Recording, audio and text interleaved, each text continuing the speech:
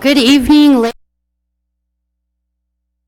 of the Lakewood City Council on January 8th, 2024 at 7 p.m. For those attending by telephone, you can join the meeting at 720-707-2699 and enter webinar ID 849-5732-0840, followed by the pound sign. Will the clerk please call the roll? Strom. Here. Councilor Olver is absent. Maya Guerrero. Here. Stewart. Here. Ryan. Yes. LeBure. Here. Sharazai. Here. Lowe. Here. Cruz. Here. And Sinks. Here. Mayor Strom, you have a quorum. Thank you. And we will move on to our Pledge of Allegiance. If you're able to stand, please do so for the Pledge of Allegiance. Afterwards, we'll remain standing for a moment of silent prayer.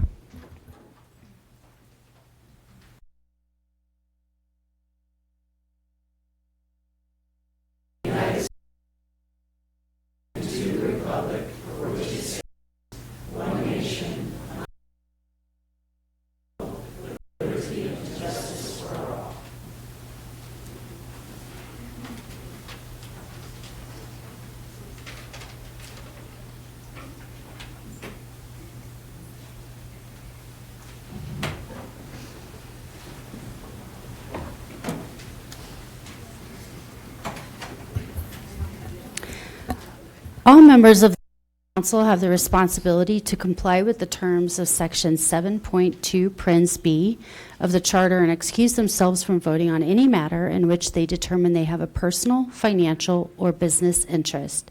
The City Council is empowered by Charter 7.2 Prince B to agree by unanimous vote, excluding the member at issue, to excuse any member of the council from voting on a matter in which they determine such member has a personal, financial, or business interest.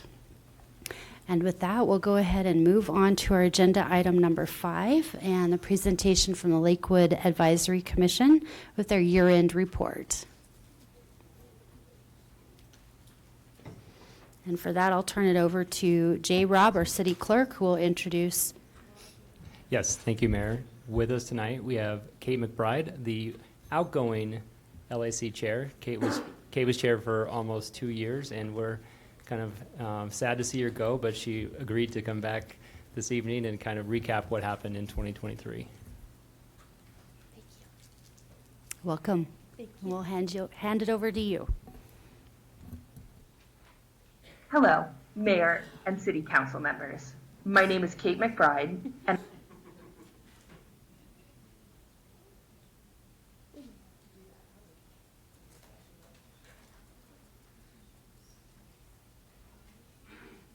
Apologies for the technical difficulty.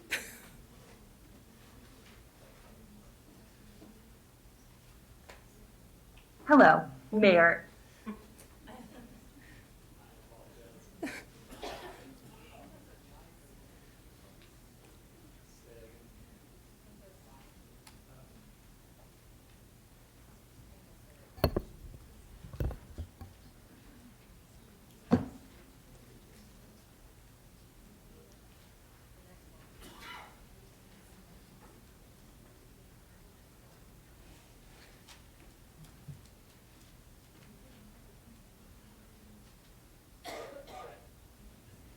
I apologize. We did this once already, so.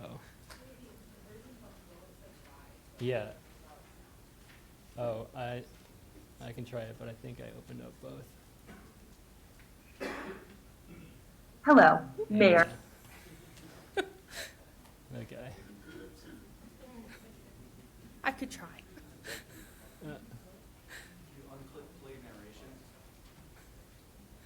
Yeah.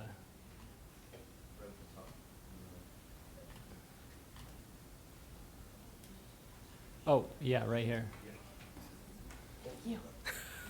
Hello, Mayor.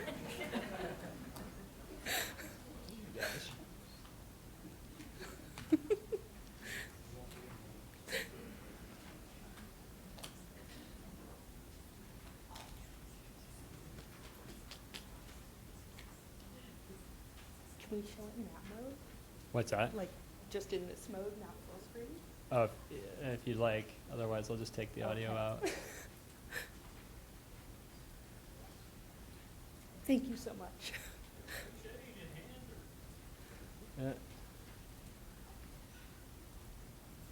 All right. Well, good evening.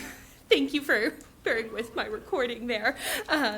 Mayor, City Council, as you can tell, I recorded a narrated version that was included in your packet for this evening. So tonight, I'm just here to give highlights of the presentation. The full presentation was recorded, which you heard a few moments ago. I'm here to just cover highlights and address any questions. So let's go to the next slide. Oh my, having all sorts of technical difficulties now. There we go. So just a little background information. The ACIC, or Advisory Commission for an Inclusive Community, was established in 2007. In 2018, we changed the name to the Lakewood Advisory Commission, and over 16 years, we've completed over 80 assignments. So commissioners serve on at least one of 4 subcommittees. We've got civic awareness, diversity, neighborhoods, and sustainability. And on this slide, you'll see the names of anyone who served throughout the year of 2023. On this slide, you'll see a chart that shows we had some membership fluctuations throughout the year, but overall, we welcomed 10 new commissioners, and at the start of 2024, we do have 8 open positions, but the good news is we have applications in, people ready to meet with the screening commission. And I wanted to pause here to recognize we have one commissioner who was long-serving, Roger Freeman, of the Sustainability Committee, who reached his term limit. So that's 2 3-year terms. He made so many contributions to the LAC over his 6 years, and we truly enjoyed working with him. So I just wanted to acknowledge that. The LAC completed 4 assignments last year. Sustainability completed water conservation, neighborhoods completed neighborhood links and safer streets, and diversity completed women and minority-owned enterprises, which will be presented next on the agenda this evening.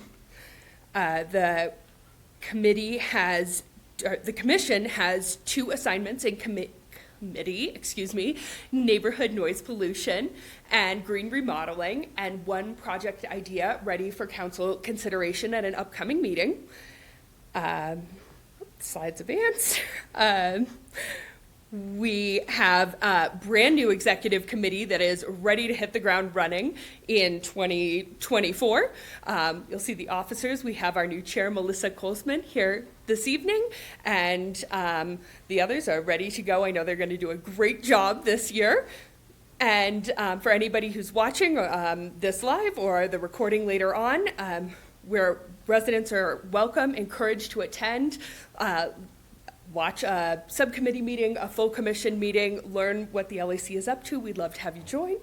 And with that, that's the end of my highlights, but I'm happy to answer any other questions about the LAC in 2023. Thank you. Thank you, Ms. McBride, and thank you for all of your time that you put into serving over the last few years. With that, I will hand the floor over to Councilor Sharazai and then Councilor Ryan. Yes, thank you. Wonderful summation. I appreciate that. And I just wanted to echo Mayor Strom's sentiment. We've appreciated all of your great work, Kate. I know I'm a little biased as your Award 1 resident, but have appreciated it and was glad to see you recognized for all the work that you do as a member of the Mayor's Inspiration Awardees. So thank you so much. I just wanted to say thank you very much for all the time that you have put into the LAC. I had the pleasure of serving with you. I know Councilwoman Sinks has also had the pleasure of serving with you, and we have Mr. Kolkmeyer, who is on the Planning Commission, has served with. So for those of you in the audience and those of you who may be listening, I'd encourage you very much to consider working with the LAC. It does very important work. And thank you very, very much for all that you've done for the city. Any other councilor comments? All right. Thank you Thanks very so much. much. Have a wonderful evening.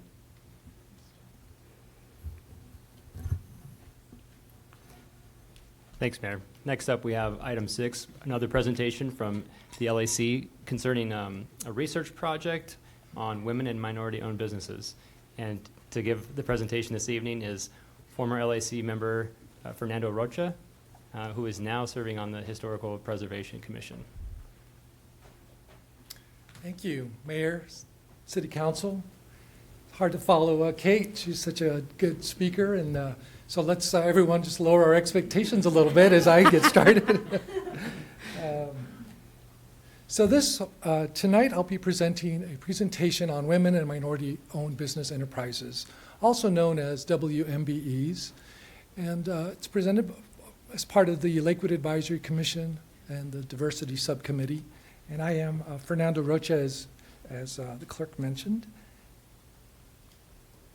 So a little background on this project.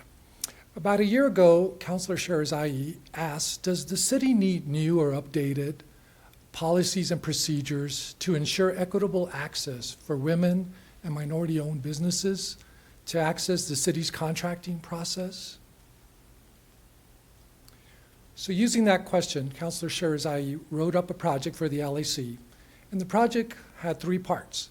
Identify what other cities are doing to increase the awareness and participation of WMBEs, identify what the city of Lakewood is doing now, and the third part is to make recommendations to the city for their consideration. So a little summary of what we did. And again, this will be top level because there is a recorded version in your package, and there's also a 20-page full report on all our research. But we spent a lot of time researching other cities' websites, reading countless articles and studies commissioned by other cities. We looked at the city's demographics data, not only our city, but the metro area. We invited some internal and external guests to come and speak to us about what it's like working in procurement, economic development, and how they're doing outreach to be more inclusive and just create more awareness for all sorts of different kinds of businesses. So then we compared all this data to the city of Lakewood's data. And the city staff was very gracious. This data did not exist when we first started in terms of how many businesses were getting, of women or minority type, were getting contract awards. So they started gathering data for us and presented at first 1 month's worth of data, then 5 months worth of data, and then 7 months worth of data. I think we're up to 9 months worth of data, but that's not included here today. But it's just some wonderful things that we learned from gathering. I think the city learned as well from gathering all this data. So other cities, I'll highlight just a couple of these. One of the things that they do, if they have a program, is they take a very coordinated approach as to how they create this outreach and awareness. So they commission a report or a study is the first thing that they do. So very much like you asked us to do a study and report back, almost every city that we looked at, they do that. Then they keep statistics, and they use this data to analyze how they're doing their contract awards and use that data to make changes. They have a leader, so they appoint or hire someone to be a coordinator of their program. And if they don't hire someone, they use like a coordinated approach. The city of Aurora has a unique approach that I'll talk about a little bit later. They do a lot of partnering with neighboring cities, especially if they're a small city, they'll reach out to their bigger partners. They do a lot of outreach to different chambers of commerce, trade and affinity groups where they could maybe post potential contract opportunities. They do a lot of workshops and do a lot of training for all sorts of businesses to make them aware of what it's like to do business with the city. So the state has an office called the Minority Business Office, and they try to capture cities that have actual programs and initiatives that are doing some kind of outreach for women and minority-owned businesses. So here's the list. I think we belong on this list based on our numbers, and so we'll touch a little bit more about that also later. So we were asked several times when we were doing this, why do this? Well, small businesses are very critical to the economy. Small businesses create 2/3 of every new job, and they contribute 44% of the economic activity in most cities. We believe, and the data shows, that having new and diverse businesses increases competition and innovation. So having this lowers the cost to the city, like a city of Lakewood. Just having, people come up with new ways of doing things. And lastly, it reflects the city's values. If we want to build a more inclusive community, one way is to have more people participate in the city contracting process. And it also increases civic pride.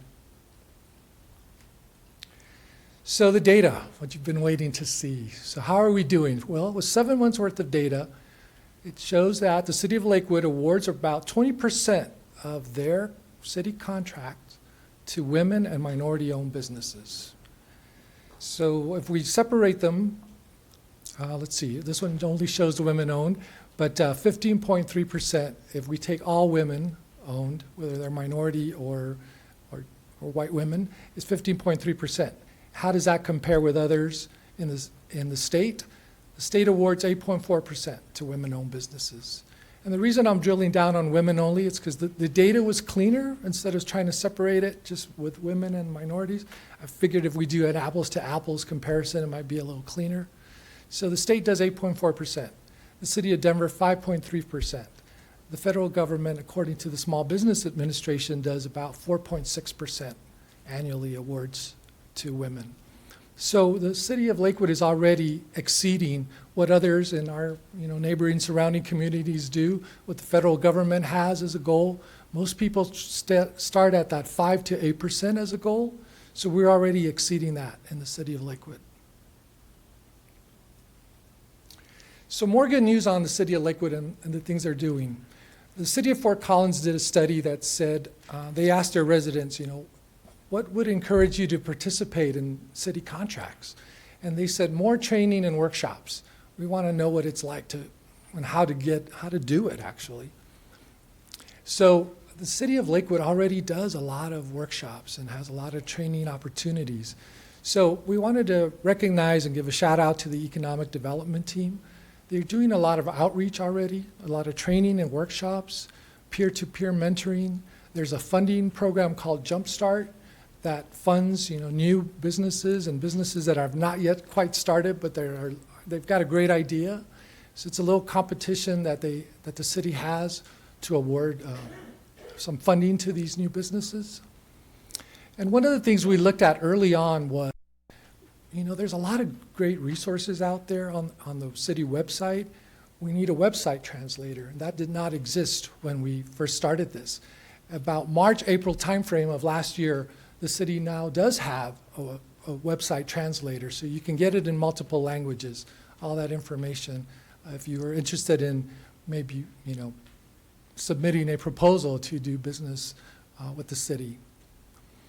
So we're already exceeding expectations. We've got a lot of good things going on. We were asked for recommendations, and so our next slide will give you some recommendations. The first one was data. As I mentioned, the data did not exist. The city graciously started gathering this data, and they seem like they want to keep it going. It's great news for the city in terms of how we're doing. So we urge the city to continue that data gathering, to use the data. Not only does it provide transparency, but it also allows you to make data-driven decisions in terms of if something's not working. Maybe you're advertising these workshops and outreach in a certain venue, and you don't get a very big turnout, and you post it somewhere else and you get a bigger turnout. Use that data to adjust what you're doing. And right now the data, it only captures the percentage in terms of raw numbers of how many awards. We urge the city also to keep the value. Does that 20% to minorities and women, does that represent 1% of the city's budget, or does it represent 20%? So it's just another way that looking at what other cities are doing, they like to have both numbers. Having a program that's coordinated and aligned.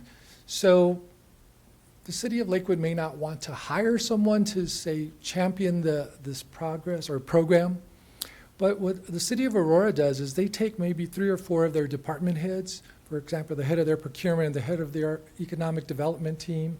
And they have more of a group approach as to how they spearhead it or lead this project, and it seems to work out to them.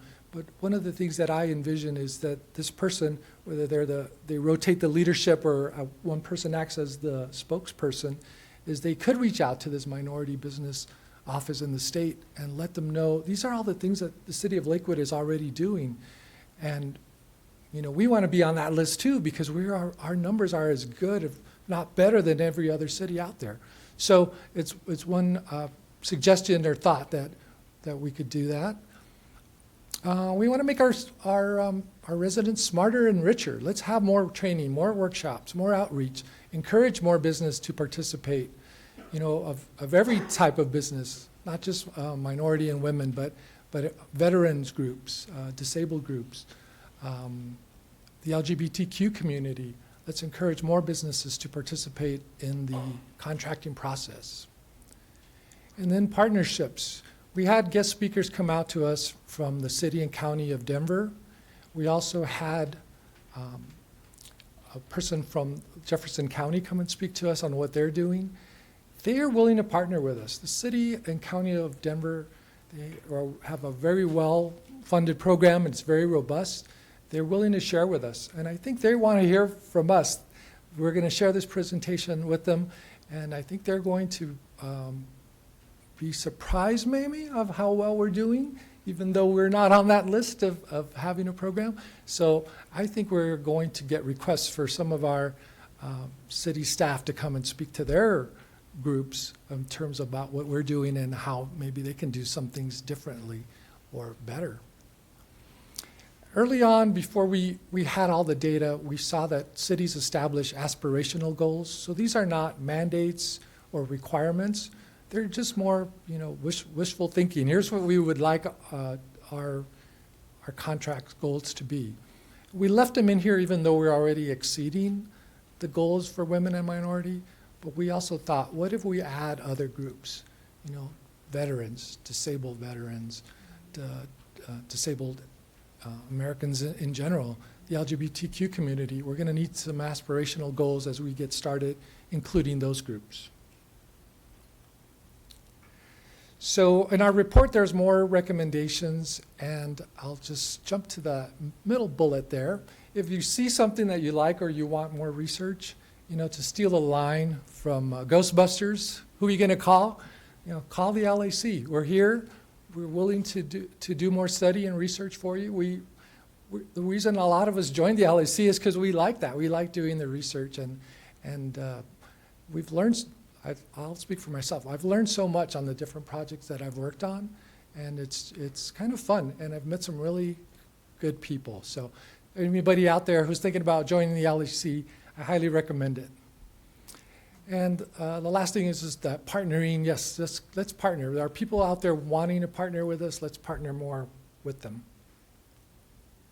So to recap, we're doing great already as far as the data shows. We urge the city to continue gathering that data, maybe have us back, once you have a year's worth of data or a year and a half worth of data, or internally, just look at that data, make sure that it's continuing.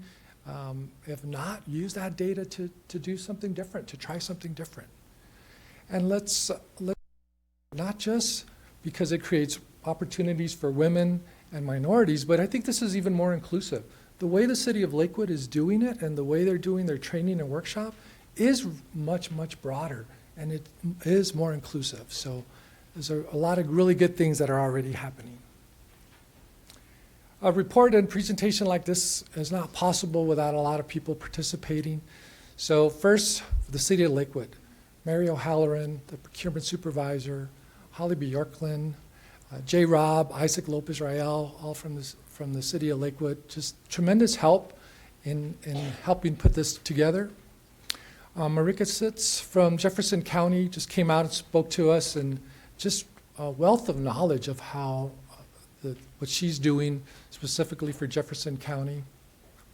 Alexis Nightingale and Brittany Arrowen from the Small Business Opportunity Office in the City and County of Denver.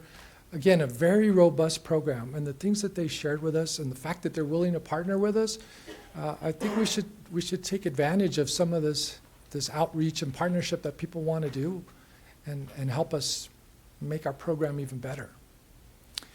And then the LAC itself, every member looked at our presentation and our report, gave us comments, questions, so we appreciate that.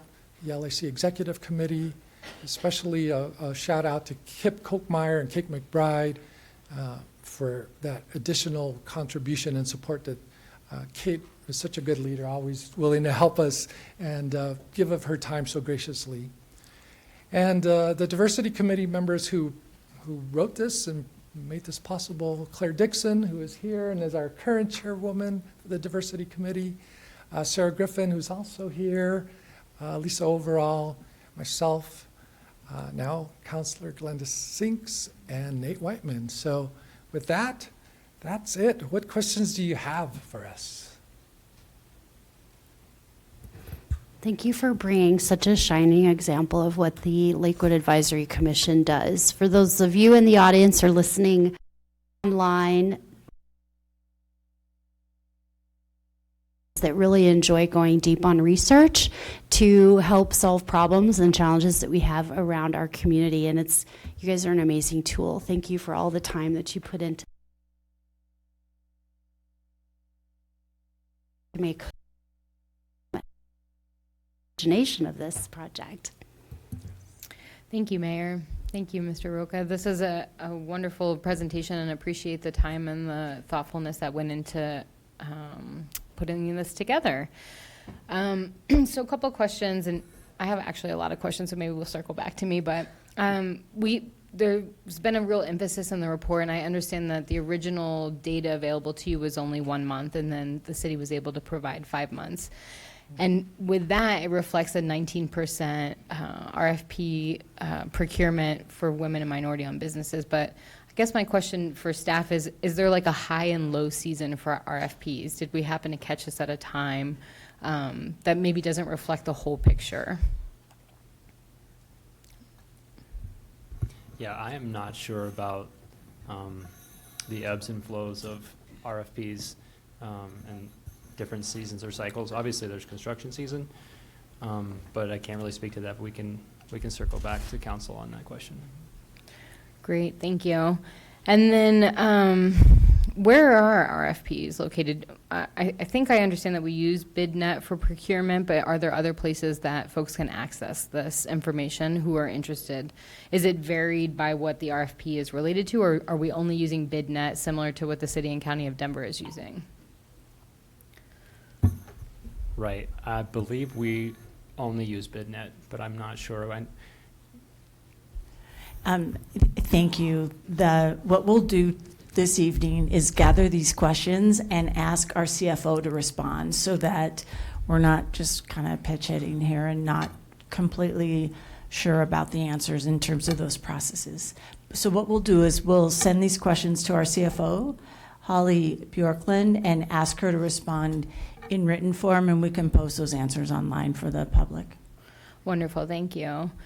One last question, then maybe we'll circle back to me, is just, and I think this was part of your recommendations, if I recall, but, percentage of total contracts is one thing, but also total dollars going out would be helpful to understand. If these are the, I recognize the different tiers. If it's under 10,000, there's one staff person. If it, these different thresholds, but would love to understand that 19%, like how many total dollars were going out to women and minority-owned businesses in that procurement process over those 15 months, or over those 5 months, excuse me. Yes, we would like to see that as well, yes. Wonderful, I think thank it'll be you. Interesting. Councilor Mayotte Guerrero. Thank you. First of all, I really enjoyed this presentation. It's really, I think, fabulously useful information for us to begin to talk about. And again, with the summary of 2023 and then leading into this, I now have brainstormed a lot of possible LAC projects. Everybody on the LAC always ends up very dedicated and comes up with great research and products. So I just want to commend the unpaid work that goes into this. And I want to second or double down on the idea of the actual dollars. I think that that's a really important measurement. And I am, I was going to phrase a similar question to the timeline, right? The 5 months just seems really short. Jocelyn, or Councilwoman Sherzai's question sort of alluded to it, and I think, I guess the question is, I know that one of the recommendations is to start to keep statistics for minority-owned and women-owned businesses and the RFPs that go out and the contracts that go out. And I wonder, since we did collect some of that data for those few months, do we have any other even unanalyzed data for this at this point? Like, is this something where we continued to be like looking at that or tracking that while we were doing some of this analysis, or is that something we'd need to build out as a city? The city has continued gathering data. I believe they're up to 9 months now. In fact, they wanted to give me that data, and I said, we need to cut this off. We were supposed to present this, I believe, in September of last year, and different things have happened.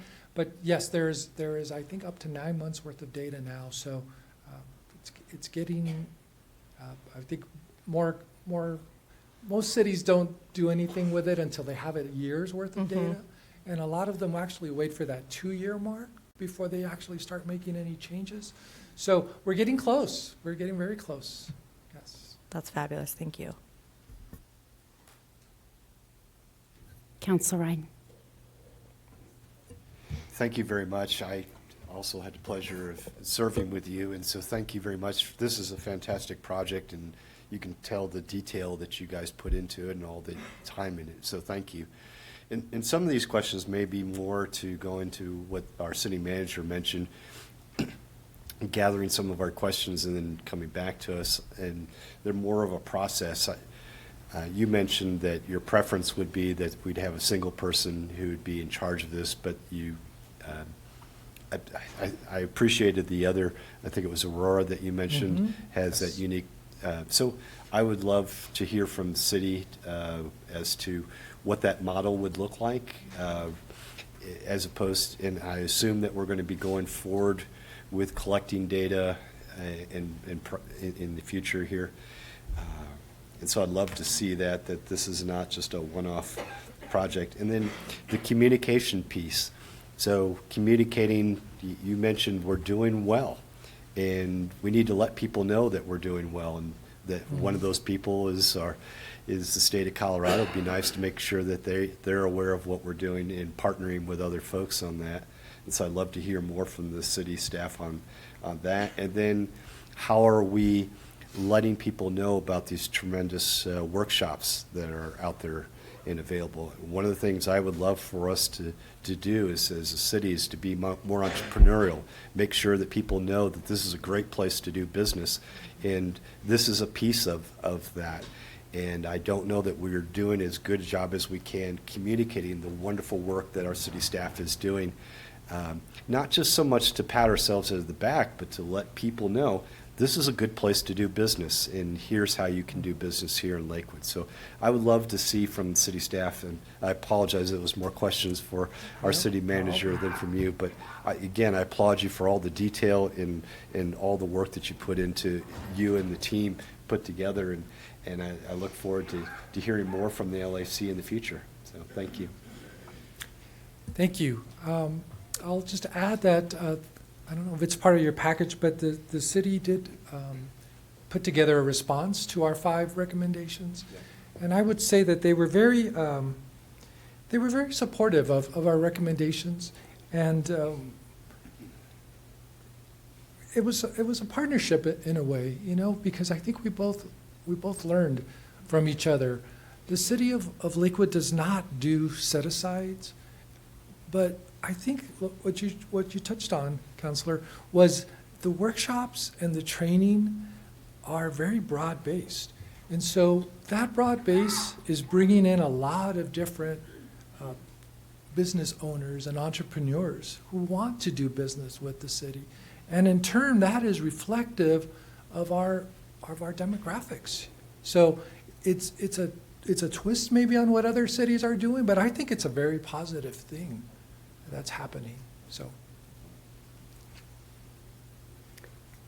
Councilor Stewart. Thank you. I just have one real quick question, and you may have touched on this, but I just wanted to go back. How is/was demographic data collected? Because it was kind of, all of this data was collected retrospectively. How is it being collected moving forward, and how did we gather that demographic data? When you mention demographic data, just in terms of the city or of actually contract awardees? Yeah, contract awardees. Okay, so the city allows a business to self-identify, whether they're a woman or a minority-owned business.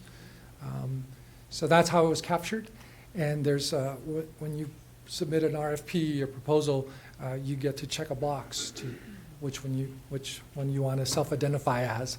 Now, there are other cities that do research in terms of validating whether that is true or not. The city and county of Denver is one of them.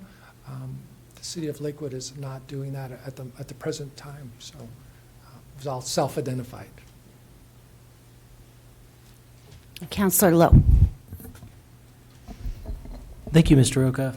Just want to echo what my colleagues have already said. Really helpful and useful presentation. So thank you for all the work that the advisory council clearly put into this. Really encouraging and love seeing these numbers, of course. And thank you really for digging into the data and coming to us with real data from the last 5 months and 7 months as you reported out. I mean, I agree based on the 7-month snapshot, it's very encouraging. I mean, I want to sort of balance encouraging. We saw really good data that we're outperforming based on the 7 months, the state and the U.S. and Denver. And let's also reflect on the fact that women, last time I checked, are 50% of the population. Hispanic and minority citizens in Lakewood are significantly higher than the 11.9% reflected in the 7-month snapshot. So on the one hand, really encouraging, and on the other hand, it does seem like there's still room to improve here. And you made this point several times, and I totally agree with it. I mean, just from the 7-month snapshot, the women and minority-owned contracts went from 7.1% in July to 36.8% in August. So there's clearly an immense amount of sort of variation by month. And the 7 months is a really good snapshot, but as you said, it's not enough for us to really get a handle on what the true percentage is, I think, for Lakewood. So 2 very quick questions. In the first recommendation about sort of continuing to collect data, would you favor, actually, in terms of the recommendations, is it the Commission's recommendation that the data not only be collected, but also made public in some sort of continuing going forward way so that we can, year over year, look at what the number is and sort of measure not just what it is, but how it might be changing? I would say yes. The transparency piece, I think, is important. If it was on our city's website many times, and one of the goals, missions of the city of Lakewood is we want to be transparent. So this publishing that data, keeping it and publishing it, I think would allow that. So I think it's good. There are cities who do publish it. Others have it, and it's kind of buried in their website, and I don't know why. Some you can tell why. It's not very good news. Others have good stories to tell, but they bury it, and so I don't know why. But I think we would recommend yes. Let's.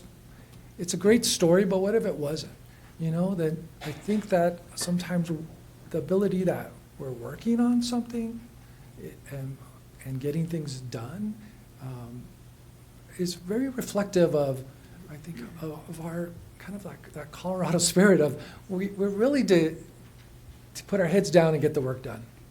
So, and just one follow-up question in recommendation number 2, the wording I think in our packet was evaluate hiring, assigning a coordinator to more efficiently coordinate the initiatives. I couldn't quite tell from the presentation is it the Commission's recommendation that we do this?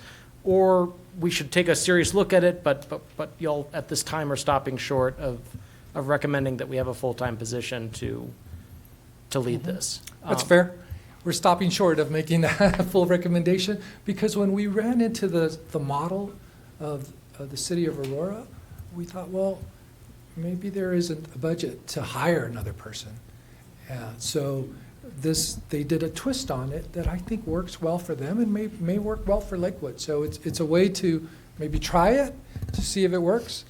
But I think having, even if you rotate it amongst these 3 or 4 department heads, I think having that, what you're touching on, that spokesperson or that lead for a while that does reach out to, say, the state, or reaches out to share the good news, whether on 9 News or whatever web news outlet, that we're open for business, we're a good place to do business, that person can represent that contracting opportunities, I think would be very powerful.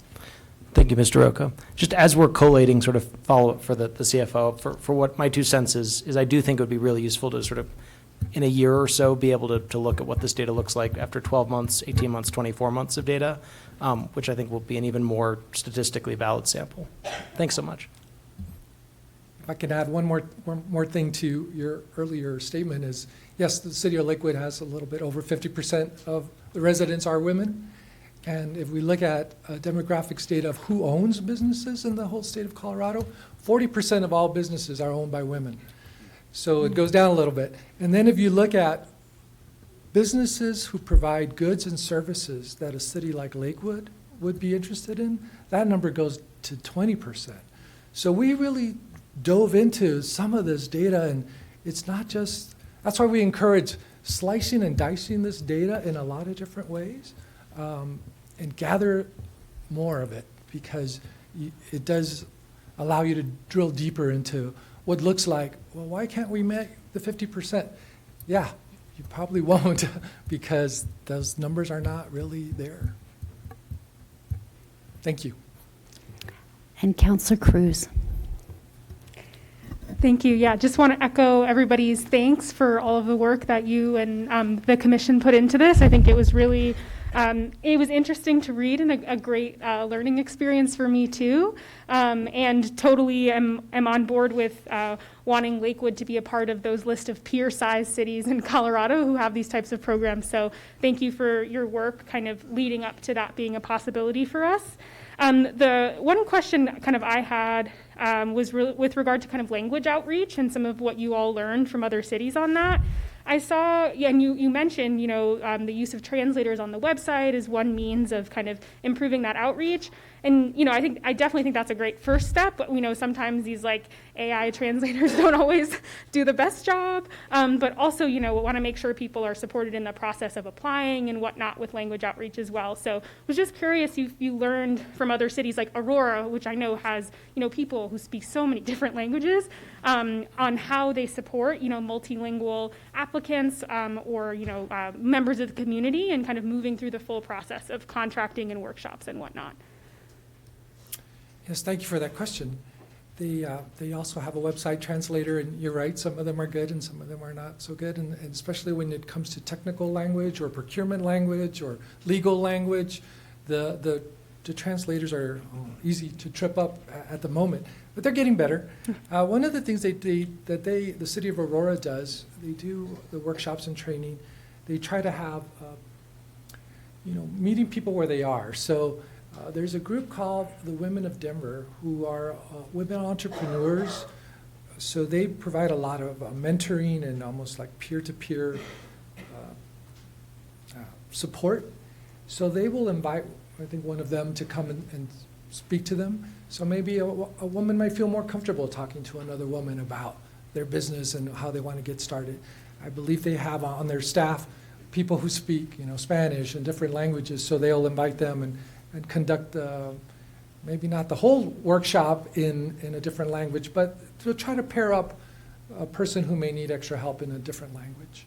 So that's what we saw in Aurora, and I believe there was another city in the state of Washington who does something similar to that.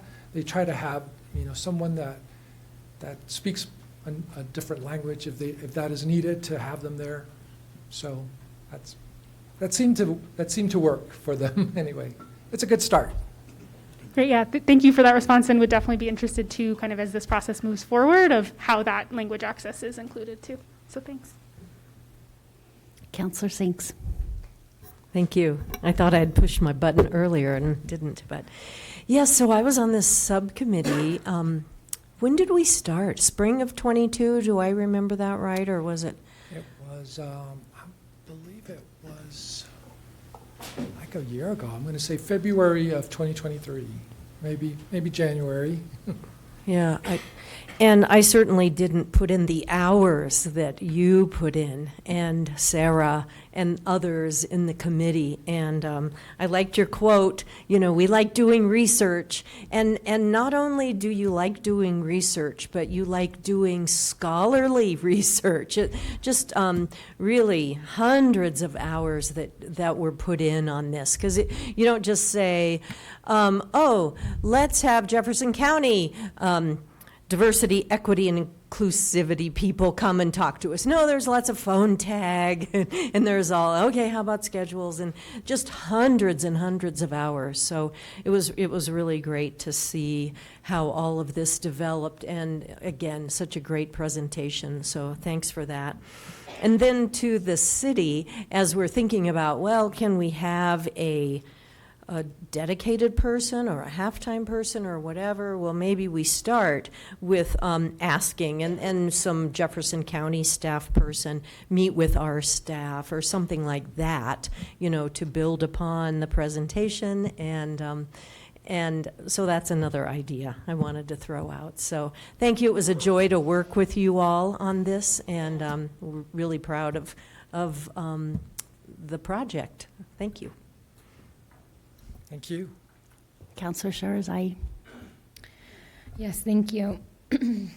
So I wanted to go back to the self-certifying piece because I'm getting stuck on that a little bit. So the validation piece, I'm understanding Lakewood does not take that step currently. And I appreciated that in the 5 recommendations, there wasn't one that sort of mandated this program that women and minority-owned businesses needed to be registered because in my experience in the procurement process, which I'm super familiar with in Denver, lots of folks opt out of that because it's burdensome. But I do think that there's maybe a middle ground here where, if you're saying that you're 1/18th Indigenous and that counts, that to me is a bit of a stretch. So I'm wondering if there's an opportunity for us to look at that a little bit differently, not to go so far as only registered having gone through this whole process is eligible for this sort of title, but something further than just checking the box, which I think you indicated is what happens on the application currently. Yes. And then my other question is just recommendation 8, which I know wasn't part of the 5 that you wanted to start with, but I do appreciate the subcontractor rec that would allow for larger entities who would maybe gain these contracts to be able to offer subcontractors the opportunity if they're women and minority-owned businesses. And I'm wondering, do we have questions like this on the RFP currently? I'm working on the procurement for the Western Stock Show right now, and this was a big question on that procurement application. And so that's really making a difference in that decision-making for such a big contract, and I'm wondering if we emphasize that as well here. Again, Counselor, I'm not sure, but we'll follow up with procurement in response to your questions tonight. I felt like I had to lock eyes with someone, Mr. Robb, so I'm sorry if you feel like on the spot about this. And I guess one just final thought is, I appreciate this and excited to see this conversation evolve. We are the 5th largest city. We should be doing this to the extent that we can to allow for more agencies in our community and the metro area to be able to access these opportunities. And so I'm really thankful for the chance to hear more about this research and looking forward to this conversation continuing. Thank you. All right, thank you, Mr. Roca. And for all of our LAC members, current and former, that put time into this very in-depth project, thank you so much for bringing that to us tonight. Your recommendations on the topic, and they'll be taken into consideration by the council, and we will now consider that research project closed. All right, and then moving on, we now have our consent agenda. Will the city clerk please read the consent agenda into the record? Thank you, Mayor. The consent agenda consists of the following items. Item 7, Resolution 2024-1, approving city council appointments to various boards and committees. Item 8, Resolution 2024-2, designating the public place for posting notices of public meetings during 2024 pursuant to CRS 24-6-402.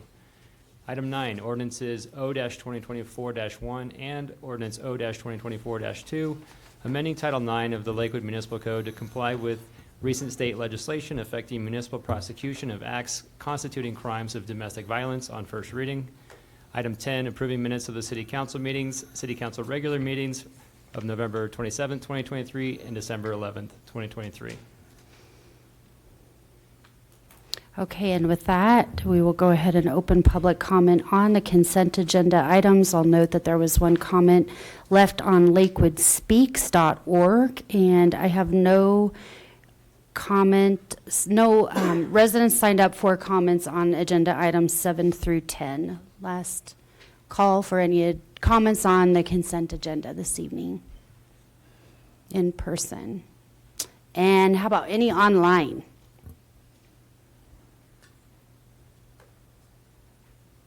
Okay, with that, we'll go ahead and close public comment on the consent agenda.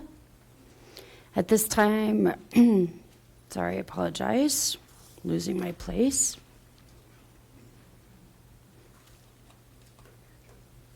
We'll go ahead and make a motion. Mayor Strom, I move for approval of the city council minutes, order all ordinance introduced on first reading to be published in the Denver Post with public hearing set for the date included in the ordinance, and for adoption of resolutions, all of which are included in the consent agenda items introduced into the record by the city clerk. Second. All right, and any discussion? Council? Oh, all right, we'll go ahead and vote. Oh, we are not. There we go.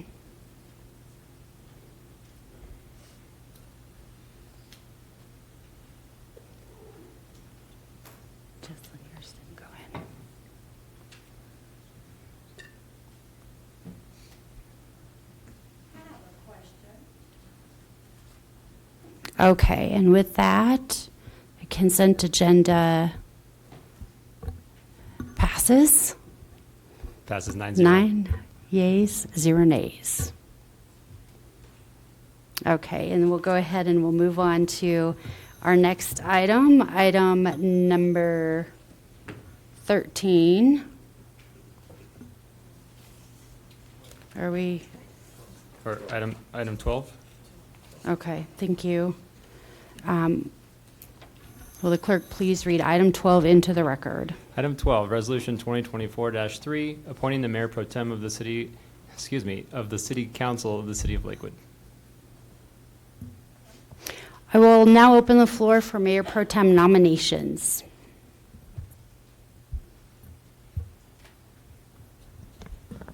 Mayor Strom, I would like to nominate Councilor Jesslyn Sharzai. Second.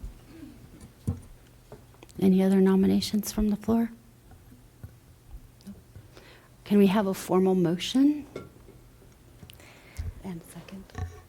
I move for the adoption of Resolution 2024-3 as amended. Second.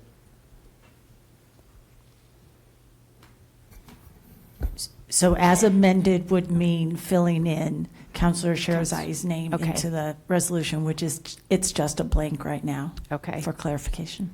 Thank you. Any counselor comments or questions? All right, and with that, we'll go ahead and vote for our Mayor Pro Tem. So yes vote would be voting for Councilor Sharzai to spend the next year as our Mayor Pro Tem.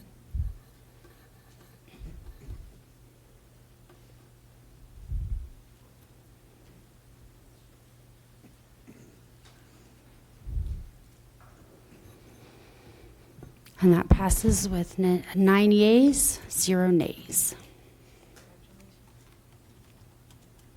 Would you like to say a few words? Sure, thank you so much. I appreciate the opportunity to serve in this capacity and looking forward to getting to work this year. Looking forward to having you. All right, and with that, we will go ahead and move on to our public comment for non-agenda items. And we will open up with public comment here in chambers. So at this point in the meeting, the public is invited to address the city council on items that did not appear on the agenda. All comments shall be directed to the city council. I ask that all in attendance observe the decorum of city council chambers and refrain from applause or audible support or discord with the speaker. If you have any handouts for the council, please provide them to the city clerk, and they will be distributed to council after the meeting. I'll read the names. We've got lists. Many of you know you signed up when you came in. We'll read the names from public comment sign-in sheet. If you've not signed up to speak, you can still stop by the city clerk's desk and we'll get you signed up to speak this evening. And just as a reminder, your contact information on the sign-up sheet may be used for staff to help answer any questions that you have this evening and or concerns that you raised with council this evening. So we'll go ahead and begin with in-person public comment and then shift over to online public comment. And just a reminder, when you come up, if you'll say your name and address or name and ward, we'll get you started. And we do have a lot of resident comments here in the chambers this evening. So would, in the interest of time, if you want to support someone comments that they're saying this evening, they're saying the same thing that you'd want to say, feel free to raise your hand and that will send a message to council that there is more than one person in the audience that has those same views. But again, I ask that we maintain the decorum and no audible applause as we move through public comment this evening. So we will go ahead and start with Mr. James Mace.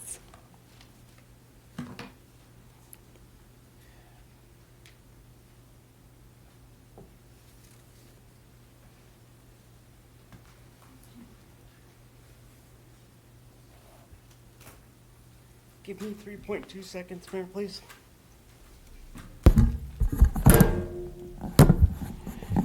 Good evening, Council. Good evening, Mayor. I'm here tonight again. This time, I'm going to speak to you guys about accountability. There is no accountability in Lakewood. None. Council is not being held accountable. Nobody is being held accountable. West Metro, the police department, council.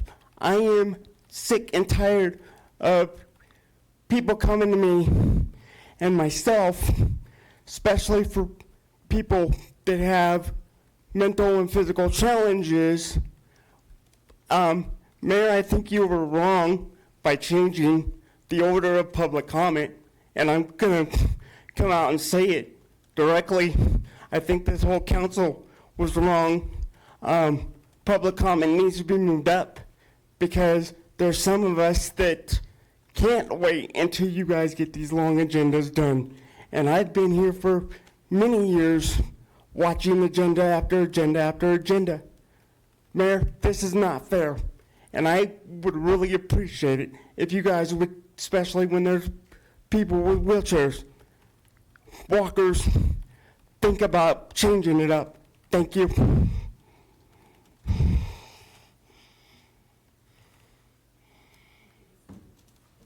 Thank you, Mr. Mace. And next we have Terry Harrison.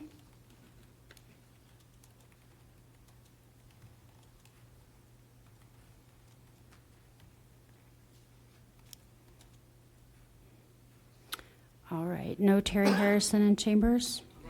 Oh, thank you.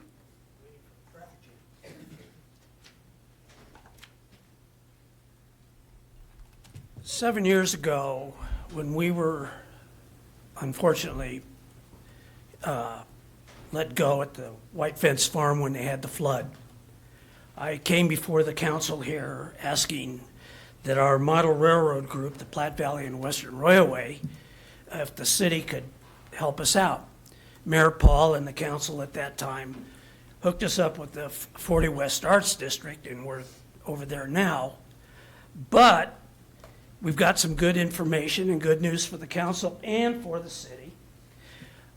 The Denver Dollhouse Museum of Toys and Miniatures over on Kipling Street and Platte Valley and Western are now going to be one.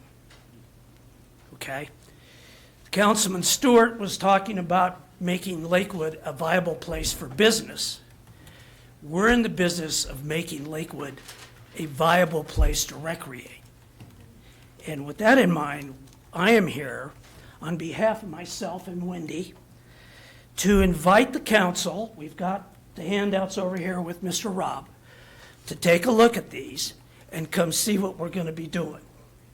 We would like to set up a collaborative with the council and with the members that are in the Ward 1 district to come and see what we do and what's going on.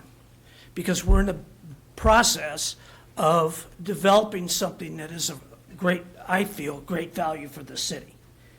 We, the Platte Valley, years ago, 1982, started down at Denver Union Station until they decided to make a hotel out of it. The Denver Dollhouse Museum of Miniatures and Toys was over by City Park in Denver. In essence, Denver said, we don't want these kinds of venues in our city. Personally, I feel that we're going to be of good value for this city. You've got a great location right off of Kipling and 8th, right behind Lakewood High School. So we're in the process right now of raising our funds. We're both 501c3s. We're raising funds and we're developing this building. That's why we're here. We would like to have the council, we would like to have the audience check us out. 830 Kipling Street. You have the informational packets. So with that in mind, if there's any of you that wants to play with trains or dolls,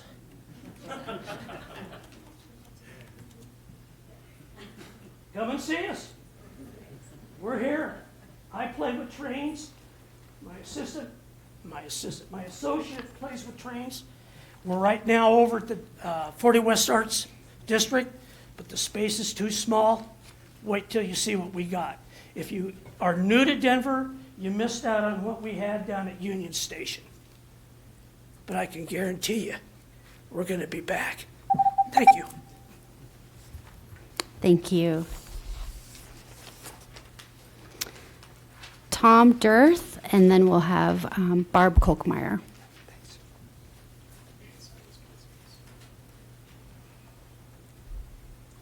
Mayor Strom, City Council. I've spoken here 3 times now regarding the building at 777 Yarrow. And the first time I spoke about the danger to lives in case of fire there, with several hundred more cars onto Yarrow Street and the few people that are trying to get out of the Belmar Commons. The picture that comes to mind is what Lahaina looked like after the fire and what it looked like after the Marshall fire. And it scares the daylights out of me to think about the number of people that could die there. And I don't want to be the person reading the newspaper 2 or 3 days later and saying what could have been done. The second time I spoke about parking.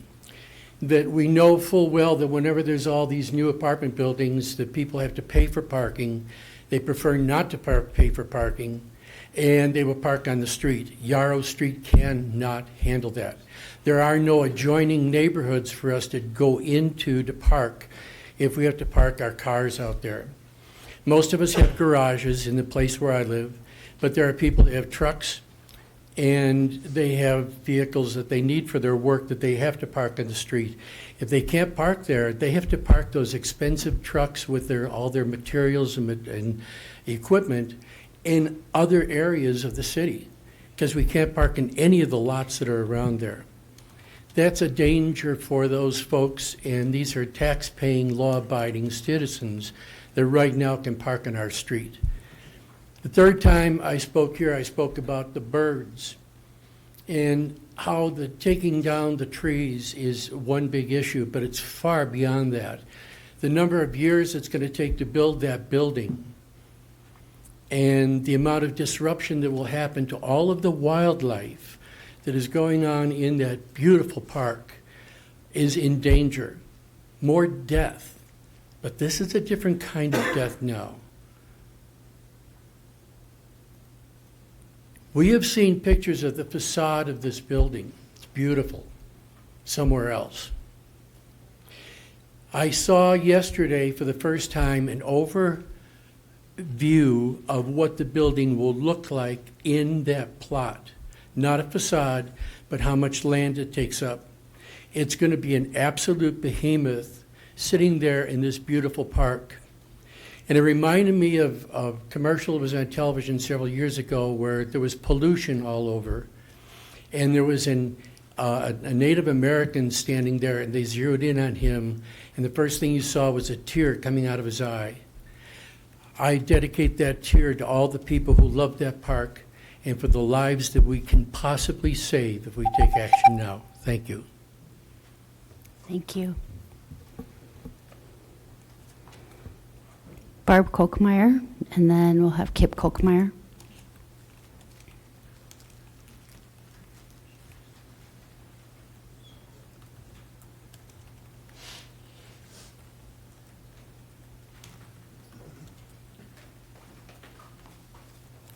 Hi, I'm Barb Kochmeyer, and I live in Ward 1.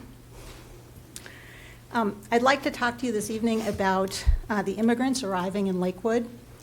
I'd like to start with an observation that has been made innumerable times, but is nevertheless true. The way a community chooses to spend its resources is a reflection of its values. This is equally true for the city of Lakewood as it is for nations or for individual families. As a city, spending some of our resources helping others is a tangible example of this principle. It reveals who we are and what we care about. I've heard comments from community members who have highlighted the costs associated with caring for immigrants arriving in Lakewood. While there definitely is a cost, to reduce this complicated issue to one of dollars is dehumanizing. Every immigrant is an individual human being, not a commodity whose value can be calculated and deemed a net negative if the community funds basic services like housing, food, and health care. While some respond viscerally to the issue by calling to seal borders and oppose all immigration, I believe that most Americans, like me, treasure the immigrants among us and recognize their importance to our culture and our economic well-being. I am a first-generation American. I won't say that America welcomed my parents with open arms, but they settled here, raised their family here, educated their children here, and contributed to their communities in myriad ways. If my father had not immigrated when he did, he would likely have died with 6 million other Jews in the Holocaust. I've always been grateful to be the child of immigrants. Most of those arriving in our community today risked everything, including their lives, to make the perilous journey to America. To get here, they had to traverse one of the most treacherous wildernesses on the planet. Their stories are both heartbreaking and a tribute to the human spirit. It's hard to imagine how desperate their lives must have been to justify the existential risk posed by the journey, and equally as hard to imagine the courage they had to summon to make that decision. If I were in their shoes, I hope I would be brave enough to do the same for my family. Wherever you are born and wherever you settle, love of family is universal, and it is certainly a central American value. Instead of recognizing this shared value, some, here in Lakewood and across the country, are playing along as politicians use migrant families for their own political gain. It is inaccurate and shameful to perpetuate lies and fearmonger on this issue when the facts are clear. It is illegal to come to this country it is legal to come to this country seeking asylum, and every single person who arrives at the border is vetted before being allowed into the country. Immigrant crime rates are far lower than crimes committed by those who are born here. And immigrants substantially contribute to the economy by joining the workforce, paying taxes, and starting businesses. There is so much more our elected officials need to do to address the global issues in South and Central America and to improve our country's immigration system. But today, here in Lakewood, we get to decide how we choose to respond to those arriving in our community. I hope I can say that I'm proud of how our community opened its arms to those in need and treated each person with the respect they deserve. Thank you. Thank you.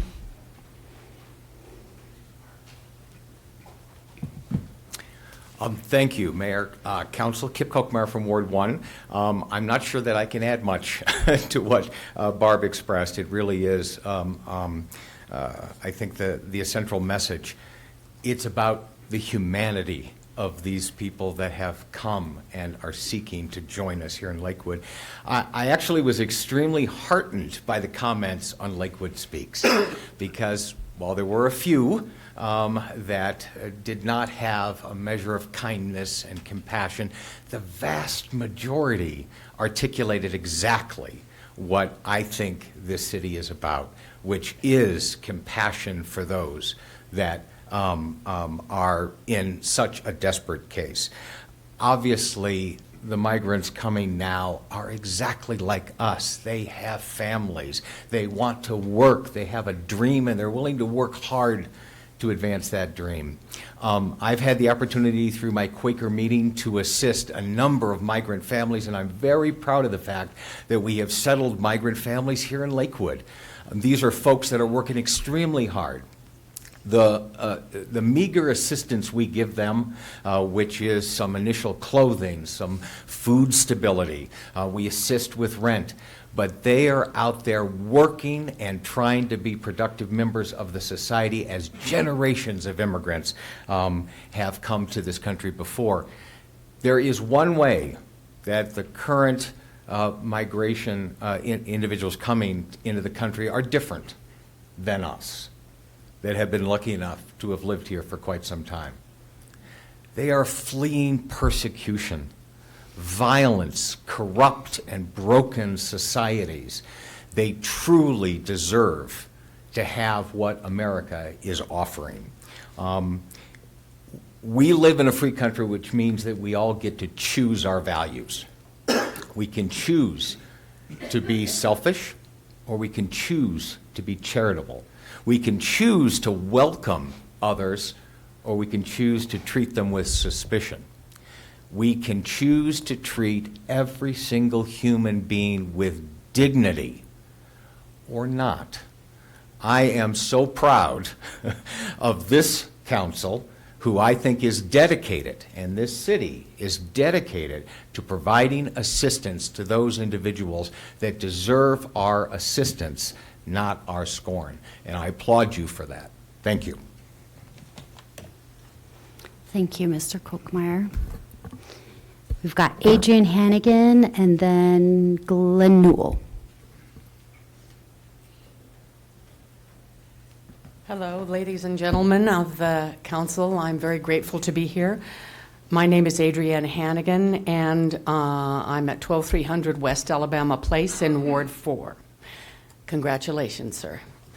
Okay, I'm a teacher for Denver Public Schools, and many of my students are children of migrants or they are immigrants, and they work very hard in my classes, and I'm very proud of them.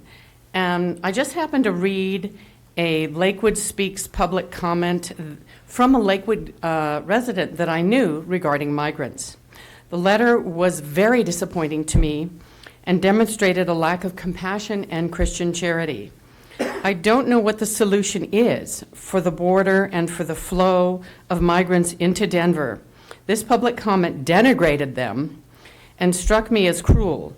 The Venezuelan migrants are not responsible for the draconian policies of the Venezuelan government, nor are they responsible for the situation at the border and for the policies of Texas Governor Greg Abbott. They are simply here. At a meeting yesterday, I heard that they were spouting something about Lakewood was a sanctuary city with an open door policy to immigrants. I had not heard that Lakewood was a sanctuary city. I don't think it is. As far as I know, it is not. I understand that statements like this are used to generate fear and loathing directed toward these desperate and frightened people. Yes, the situation at our borders must be handled, but cruelty toward people, one who you don't even know, is unconscionable. And congratulations to you for being kind and decent every member of this council. I'm very proud of you. Thank you. And you too. Okay, thank you. Thank you. Mr. Newell, and then we have Susan Stejskal. I'm sorry if I didn't get that correctly.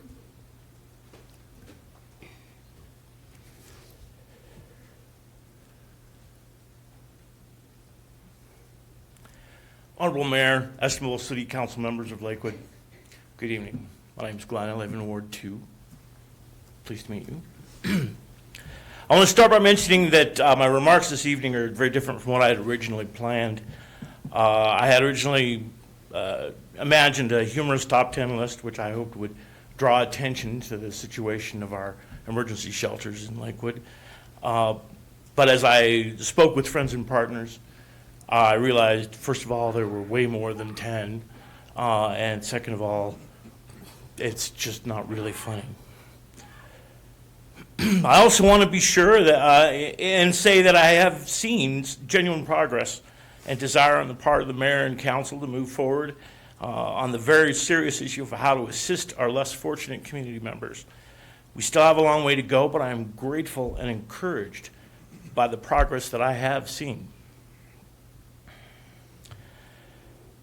In the last 24 hours or so, I can honestly say I have seen both the worst and the best from my neighbors.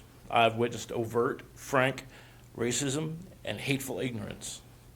But I also have seen many of my friends and neighbors call on one another to reject this. A far greater number in this community have said yes.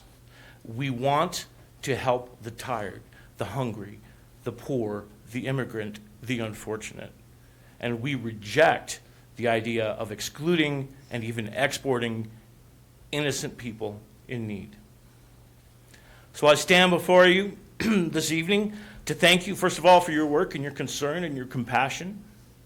And I ask you to continue to work with us as a community to provide shelter and offer compassion to all of our neighbors, no matter where they are from or currently live. Because I know that you believe, as I and many of my friends and neighbors do, that all humans deserve to live and have dignity and happiness. I'll close by repeating what I said to our former mayor when he expressed some concern and anxiety regarding his new position in the new city council. He was both, concerned and hopeful. But I'll tell you what I told him, that as long as you keep moving forward, you cannot fail. Thank you for your time. Thank you, Mr. Newell. Susan Stejskal.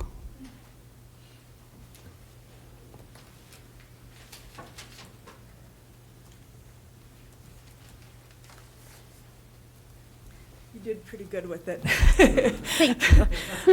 For over 45 years, nobody ever gets it right, but it's Stejskal. My name is Susan Stejskal. I live at 6040 West 4th Avenue, and I'm in Ward 2. And before I don't want to waste the council's time, I have a question. I'm not as knowledgeable on this as I should be for living in this city. We haven't lived here for very long.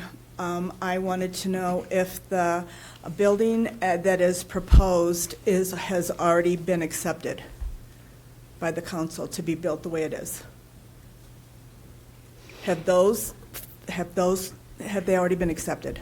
So the public comment is for us to hear you, but we can have one of your counselors in Ward 2 reach out to have a little dialogue, or maybe one of our Ward 3 counselors after this evening. Okay.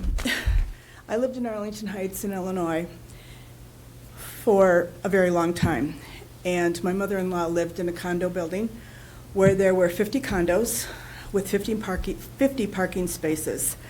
And I feel that this luxury unit that is going to be built with 412 units and only 540 indoor parking spaces, as far as I'm concerned, it's already 284 short. She lived in a small little building in Arlington Heights, they were condos, and there were like 50 parking places. Every single one of those condos had at least 2 people living in those condos, and everybody wanted a parking place. there wasn't enough parking. So to just have 540 parking places, to me, it's it's not enough parking. Another thing about this is that I agree with somebody who has spoken prior to me here. I think it's very wrong to not consider the fact that they are going to cut down 69 deciduous and evergreen trees that have taken decades and sometimes close to a century to grow. It's not just going to hurt the bird population, but just the population of all the animals in that area. I think that should be taken into consideration. Another thing is that the traffic impact on the small city street of Yarrow is going to be immense. The street of Yarrow is in no way wide enough to handle the increased traffic that this project will bring to that small, tiny little street. Despite the fact that the land is owned by a private company, it does not mean that they are not governed by Lakewood laws. It is your responsibility as council members and elected by the people to hold the laws and the codes, hold them accountable to the laws and the codes in Lakewood. The company must be held responsible to the same laws and codes that govern all of us. Thank you. Carol Wolfram. And then we have Connie Reddick and Lenore Herskovitz after that.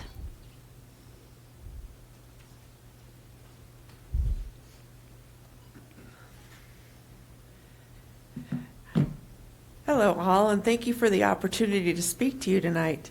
My name is Carolyn Wolfram, and I live in Ward 5. I'm here tonight simply to thank you and all involved for taking care of our migrants who have ended up on our doorstep. It is clear that really as a country, we really do need to come up with a sustainable immigration policy. One thing I hope to include and remember in any immigration policy is the fact that the people immigrating to the United States are human beings. I want all of us to think about whether we could leave our home, our family, our friends, everything I know. I know I couldn't do it. I mean, in this political climate, I often joke that maybe I'll move to Canada someday, but there's really no way that I could really do it. I wouldn't have the courage. And in fact, that's what I see in so many immigrants who've come to the United States. I see the desire to make a better life for themselves and others, and I see them doing that on a daily basis. I see people who have lost so very much because they needed to make the unimaginable decision to move to an entirely different place. It is through that very courage and the perseverance that our immigrant brothers and sisters show that they have so very much to offer our American society. We literally cannot run a productive society without immigrants taking part in it. As a matter of fact, I've heard statistics that between 80 and 90% of our English language comes from words of different countries. We literally can't talk without the help of immigrants. And so if we can't talk, we really can't do much else. But it's because of these things that I'm so very thankful that our community leaders have decided to step up and help the incredible brothers and sisters that we find ourselves in the midst of. I only hope that we can step up our efforts, and I guess my only shame in all this is that I've not been as active as I need to be, and I hope I am more active. And so I just thank you all for doing what you need to do to make our society much better through all these wonderful people who come to join us. Thank you. Thank you. Ms. Reddick.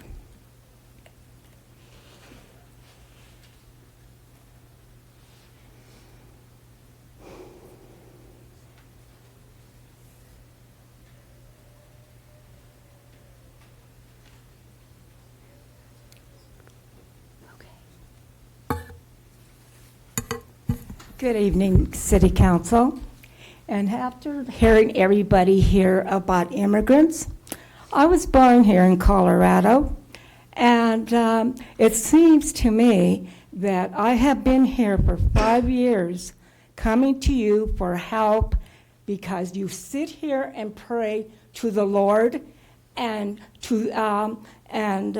about our constitutional rights, well, being indigenous and biracial, I have the same rights as everybody else in this room. But the laws that are pertaining to me, I have asked you over and over to look into it because you wanted to take over the housing authorities, and you all are responsible because you are not abiding about the Amendment 1 for me, Amendment 2, racism, elderly abuse, and also the law dealing with the warranty and habitability law. Because I reported my building being unsafe and having to live in unsafe area where it is causing me to be a lot more ill, and my doctor wrote all of you 15 letters.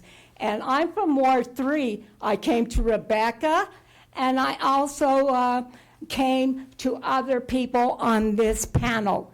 And not one of you have, and you are over. There was this whole thing as Mayor Paul Adams wanted to be over the housing authority, and none of you have went and looked into where the problems are, what laws they're not abiding, and I've told you the laws over and over. And when I questioned all of you about it, you just didn't know anything about the laws. So according to the district attorney, makes over $300,000 a year. I want the district attorney to help you understand the First Amendment, the Second Amendment, Title VII, elderly abuse, racism, and all the other abuses that go on, and the housing. And I get so upset over this because it's causing me to have PTSD, and you are all responsible for it because one of you could have stood up and spoke in my behalf and tried to resolve this problem. I shouldn't be living in an unsafe house, apartment. According to the mayor that was here last, he was over it, and it is paid by HUD money, which has to be run by under HUD guidelines, CHAPA guidelines. So not only are state laws being broken, but federal laws are being broken. And I want to see what are you going to do about it, and I would like to meet with every single one of you and come out with a resolution. Thank you. Thank you, Ms. Reddig.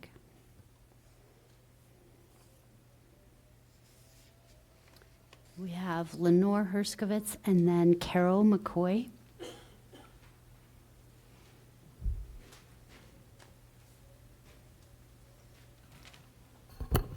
Lenore Herskovitz, Ward 1. Prior to the election, the proposed meeting between the developer of Belmar Park West and the neighborhood was publicly lauded. Who actually requested this meeting still remains a mystery. But after November 7th, information about this was MIA. Later in December, the minutes of the secret December 7th meeting were posted on lakewood.org.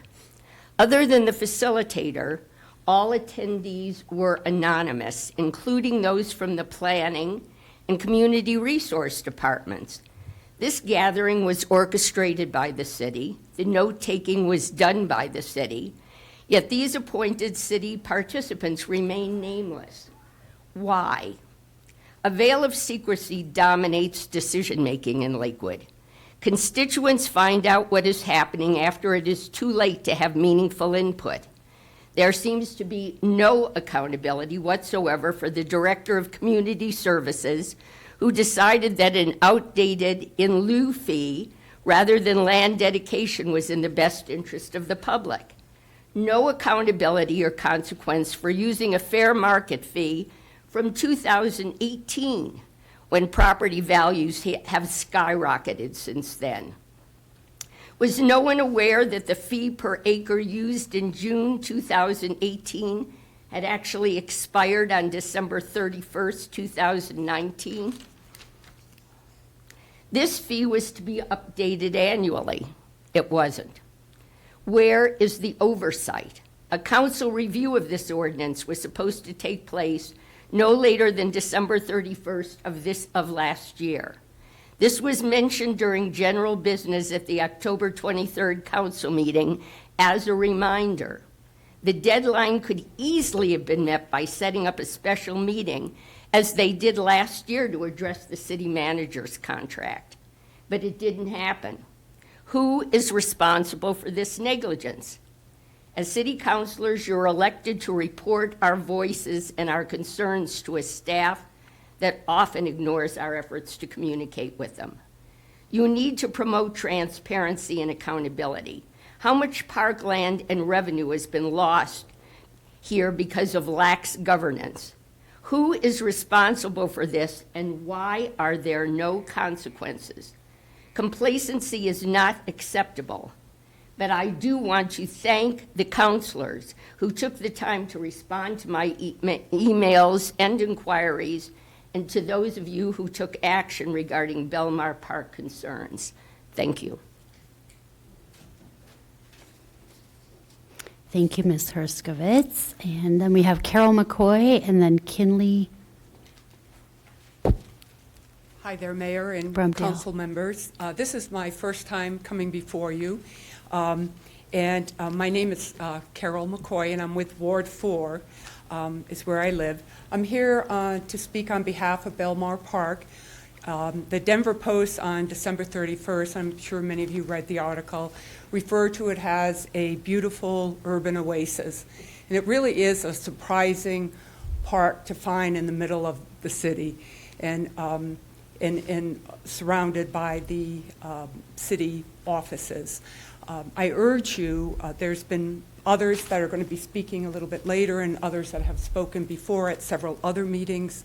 What I'm urging you is to really think about what a beautiful place it is, how honored I hope you all feel that you're the stewards of that park, and to be looking at opportunities to protect it.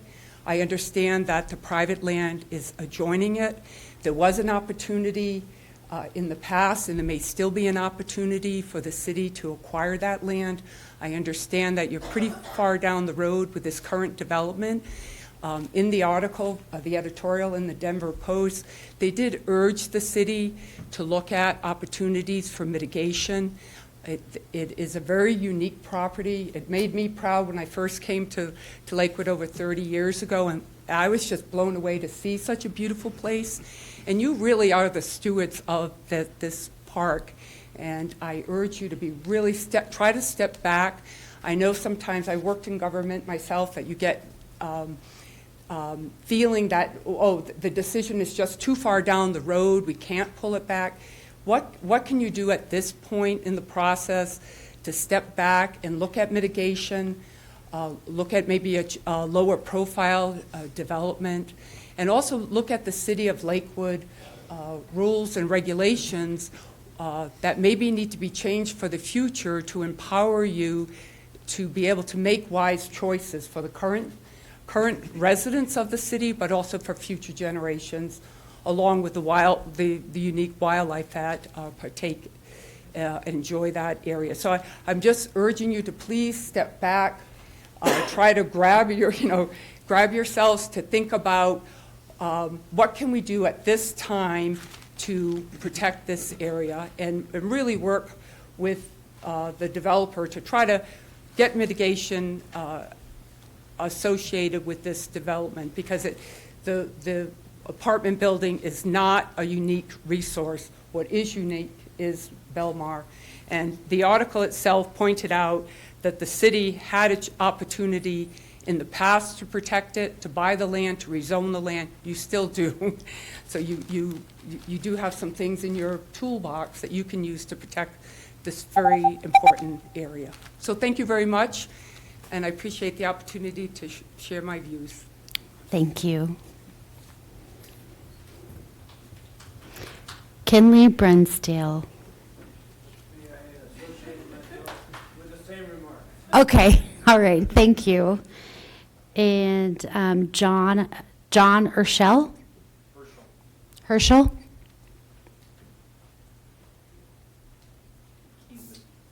Prepared comments here. I live in the Silver Tree condominium complex, which is off of Mississippi and Garrison, so I don't know which ward that is. But anyway, I wanted to say hello 3, to I think. Mayor and council members. Anyway, I just want to give you a history about how I found out about Belmar Park, why I enjoy the park, and why it's important to me, and what I think should be done. So anyway, first visited Belmar Park in 2017 through a meetup group that met once a week on Tuesday mornings for a go for a walk in the park. This group met regularly until the coronavirus pandemic in 2020. The same year the pandemic hit, I learned I would need to have heart surgery to repair the mitral valve in my heart. Before the operation, I had an angiogram to check for heart disease, but fortunately I had no arterial blockages and I would not need to have bypass surgery. I attribute part of the reason for not having heart disease to walking on a regular basis, and the city of Lakewood has beautiful parks like Belmar for people to enjoy. Although the meetup group I mentioned no longer exists, I still go for 2-mile walks in Belmar Park regularly. In my opinion, careful planning needs to happen when developing a new residential apartment complex in the area where the Iron Gate Executive Plaza currently exists. The plan for building a 6-story, 412-unit apartment complex is way too large and will disrupt the natural beauty of the park, including the wildlife that currently uses the surrounding area as their habitat. A better plan would be to have fewer units and buildings no taller than 2 stories in keeping with the development of adjacent areas, including the existing townhomes to the north of the proposed area of development. Now, with that, I'd like to thank you all for your time. Thank you. Then we have Barbara Millman, and after Barbara Millman, we've got Andrew A.J. Peterson.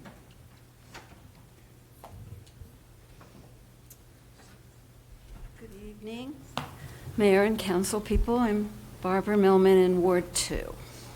I found out today I had no words to talk about something I care so much about.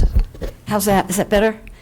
So I was wordless. I was thinking, what am I going to say? Because I've spoken many times, and I feel, what else can I say? And I so deeply feel up for this park. So I Googled short poems about trees, and I found, of course, Joyce Kilmer's poem, but another one also. So to me, the park is very spiritual. I'm not a religious person, I'm a spiritual person, and when I go there, I'm immediately relieved of the burdens of the day or the year.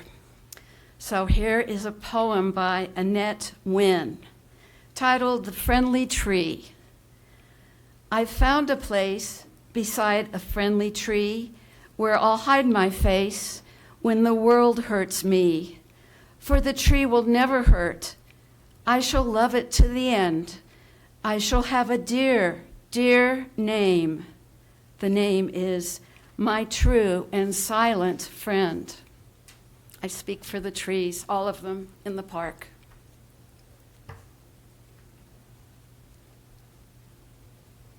Thank you. Mr. Peterson. Then we have Denise, oh, I'm sorry, nope, I skipped over one. Michael Brandkin will be after.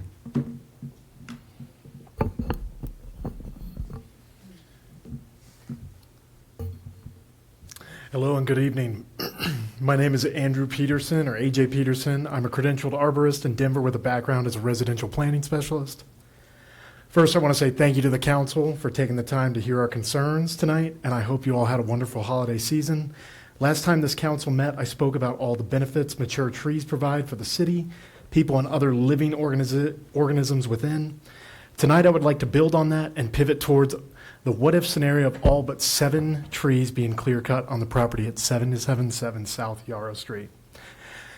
I believe there's some sort of plan to plant some trees on the back end as part of mitigation. The problems new plantings face on a large development site include watering. Often this is too much or too little, but more likely it'll be too little, especially winter watering.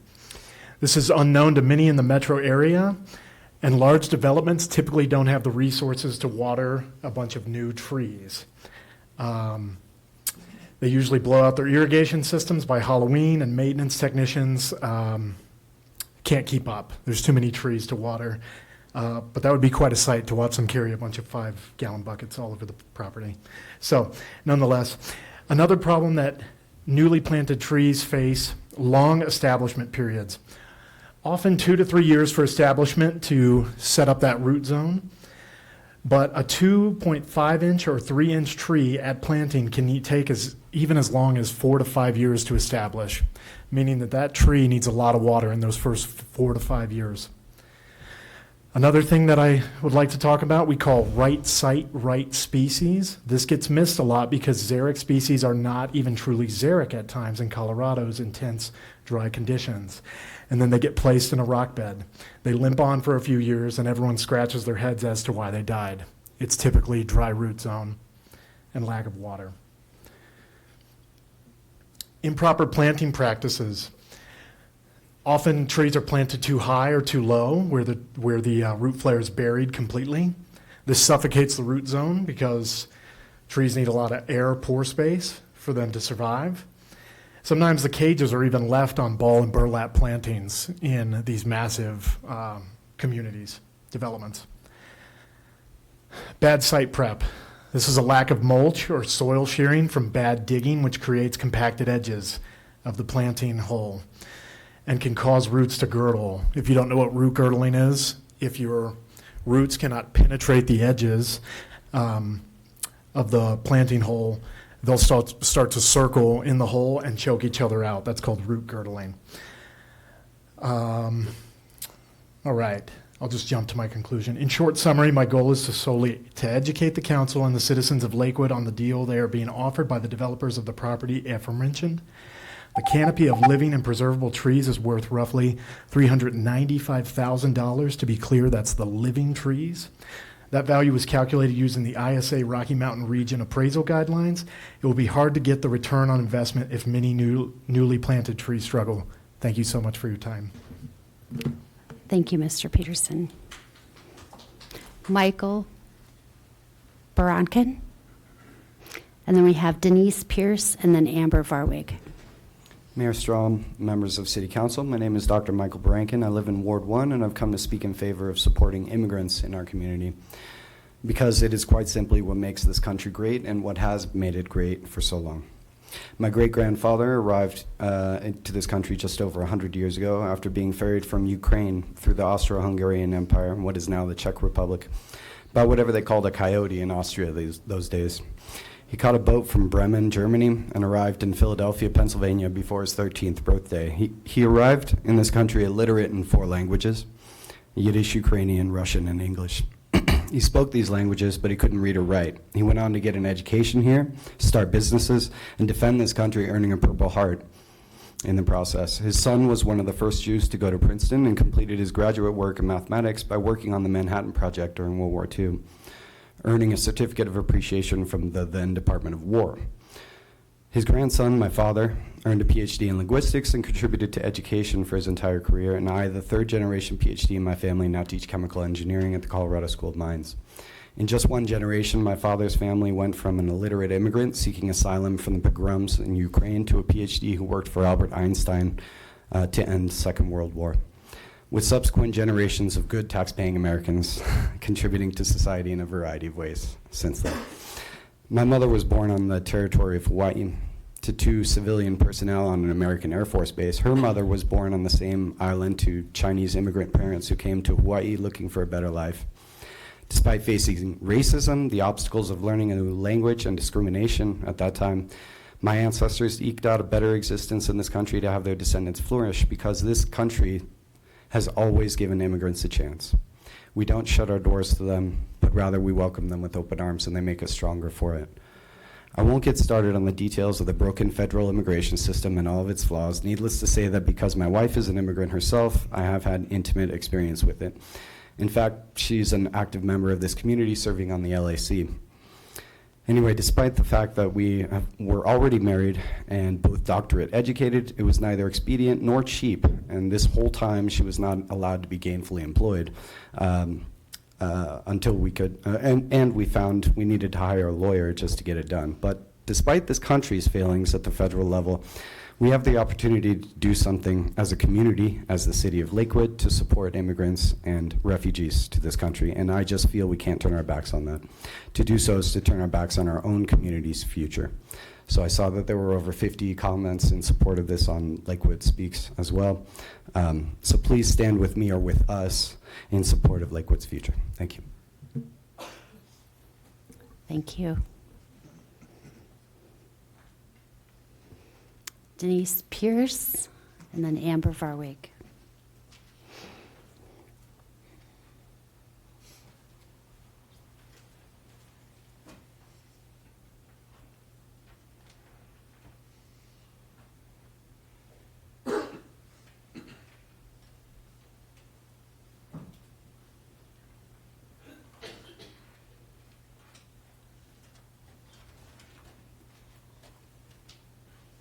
Is this okay? Yeah. It's fine. Good evening, council members and the mayor. I don't often talk about my time being homeless because it was not a fun time. But we're trying to decide whether to help the Lakewood homeless or the immigrants, when the answer is all of them are homeless. They all are going to need our help. And I just think that, I lost my youngest daughter through homelessness. To say that these people need more than we can give them is such an understatement. So I would just say it's heartening that so many people here are wanting to help. And thank God for people like you who are willing to help. And we just need one of you to figure out how to get more finances to the homeless. And the sheltering problem, I hope you've worked that out.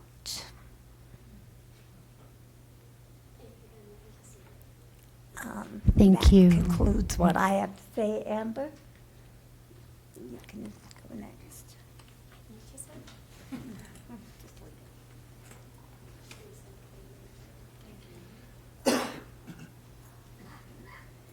You're next, Amber. Yep.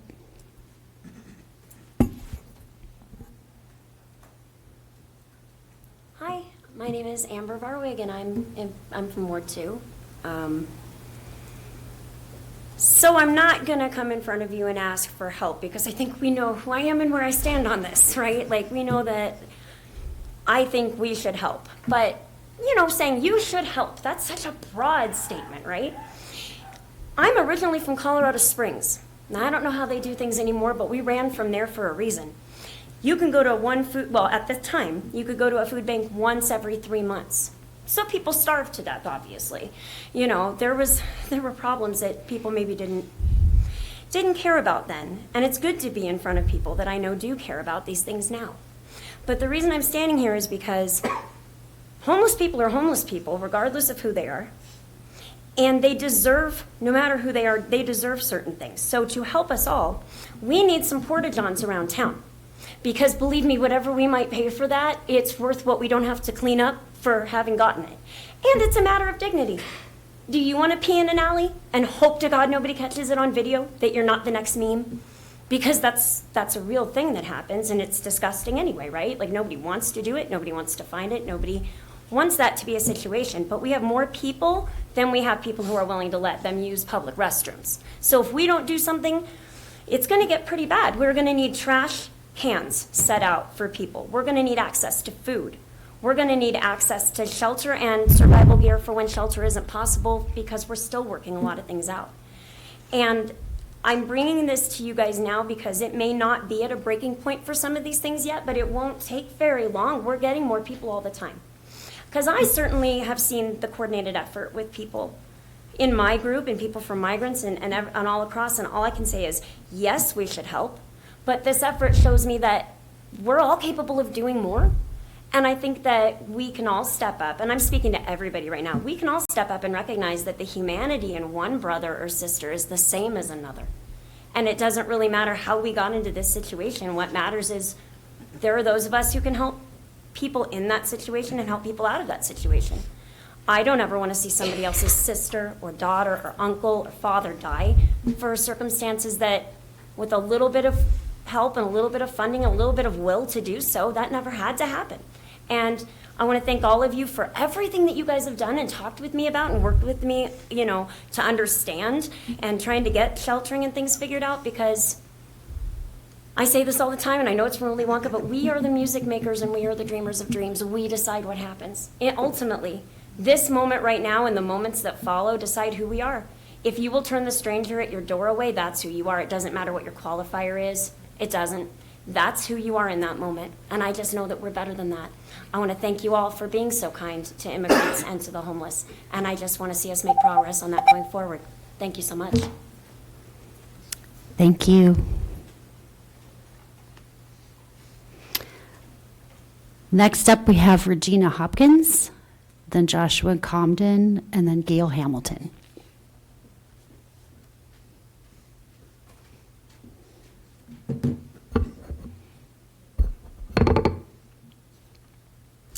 Good evening, council members. Regina Hopkins, Ward 5. I want to speak in reference to the letter that we concerned citizens received from Rebecca Stewart and Wendy Strom on October 20th, 2023. You stated to reassure us, and I quote, "We specifically requested the planning progress to be fully halted and felt it was additionally important that sincere efforts be made to speak with and hear from the community. Many concerned citizens, myself included, feel cheated out of the promised opportunity to participate in this meeting. Your letter conveyed hope our voices would be heard. Disappointingly, the City Council, seemingly devoid of any authority, delegated that process to city staff. Staff cherry-picked 3 individuals from Belmar Commons townhomes whose priorities and individual voices did not fully represent the broader community sentiment. Several others and I asked the planning department to be specifically included in these conversations, and we were denied the opportunity despite our heavy involvement in the issue. The minutes from December 6, 2023 meeting between K-Roy and Belmar Commons Townhomes individuals state, and I quote, "K-Roy is open to working with the city team to explore how bird houses and bird baths could be incorporated on site and in the park. I ask in all seriousness, how much more of a slap in the face could that be? Proposing birdhouses and bird baths is absurd and unjust. Who can guarantee birds would prefer man-made structures of unknown quality and materials rather than opting for a natural mature tree which they were more familiar with? The responsibility to refill and clean bird baths is uncertain, and it wouldn't benefit larger birds like ducks and geese. The project shows hubris and disregard for the natural environment and from K-Roy and city staff. It's clear Lakewood city staff abuses its power, dismissing what should have been 3.46 acres of mandatory parkland dedication on this site, and the 8-inch caliper tree protection ordinance, opting for a fee in lieu. I still want the neighborhood meeting we were promised and never received. I would also like Tyler Sibley to attend a city council meeting where Belmar Park is a prominent item on the agenda. I hope Kathy Hodgins and Travis Parker are listening closely as well, because apparently they're the only ones in charge here. Thank you. Thank you. Joshua Comden.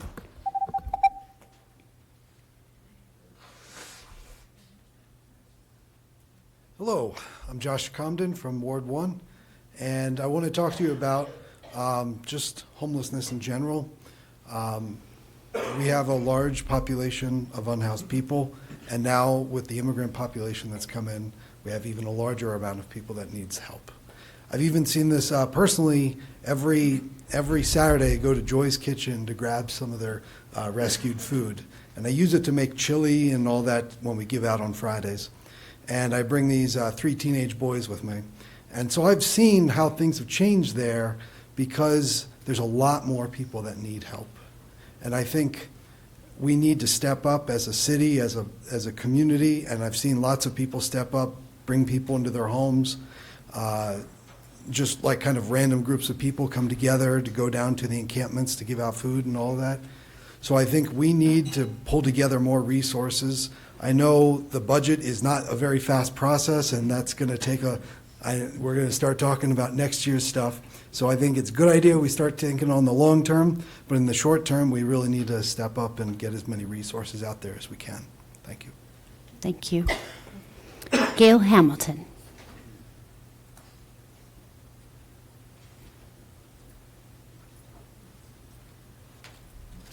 Good evening. Thank you, Mayor and City Council members. I'm Gail Hamilton, a resident of Ward 3, and I'm here to further discuss Belmar Park. I've spoken a couple times in the past about the feelings from a lot of the citizens that we are definitely upset because we haven't been included in any meetings or anything to talk about the new development that's proposed right by the wildlife habitat adjacent to the ponds. And the established ecosystem there. It provides numerous benefits for all of Lakewood's residents and visitors alike. You're well aware that the residents have been protesting the removal of 69 trees, all mature trees, and the adverse effect that this could have on the environment there. We have heard from you that these decisions were made by staff or administration, which we suppose means the planning department and other non-elected staff. And you have the right to make planning discretionary decisions. Therefore, we feel, a lot of us, like you had the ability to deny cash in lieu of a land donation near the park sidewalk and the ponds, which is definitely needed for some sort of buffer zone to a 6-story, 412-unit development right on the boundary. So if the developer, Kairoy, cared at all about the park's habitat or the Lakewood residents who utilize the park, they in the city of Lakewood would have done so much more. For example, an environmental impact assessment or study. You would have held public community meetings, not just behind closed doors with city officials and only Belmar Commons residents who live directly across the street on Yarrow. Kairoy and you would have listened to viable concerns about the need for a land buffer zone to the areas where birds and wildlife nest and live. And you would try to save most of these 69 mature trees near the park and provide a much-needed buffer zone. That is, if you had any concerns about Lakewood residents and the habitat.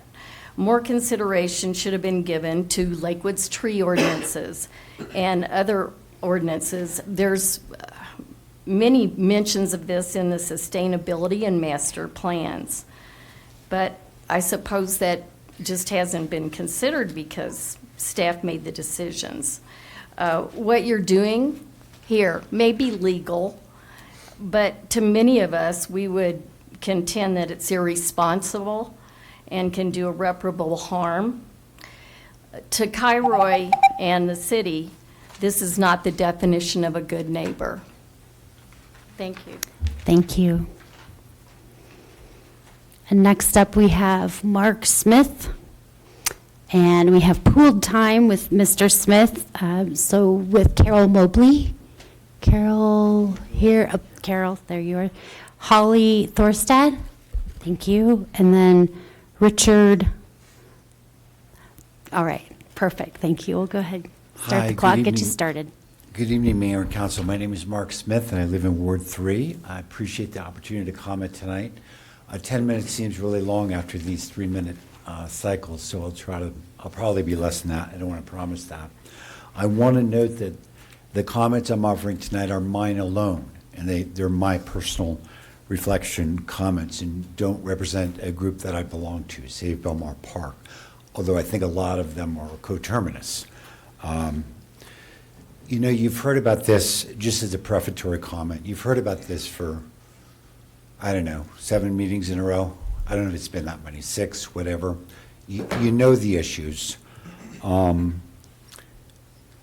It's really sad to me that this is so far along. It's more than sad, it's quite tragic. I was just out in the hallway in the lobby, and I saw a posting for a Planning Commission public hearing. Planning Commission public hearing for, I didn't look at the details, it said a filling station, so it's probably a gas station on a super busy road.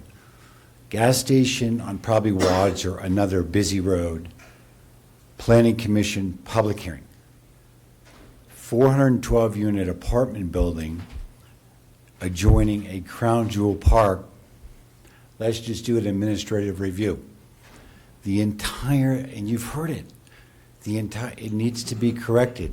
The planning director had the full authority, I don't know if the public knows this, had the full authority under the major site plan code to put this in the hands of the Planning Commission, wherein it would have gone through extensive public hearings. You would not, I'm not suggesting the controversy would have gone away, but you would not be where you're at now.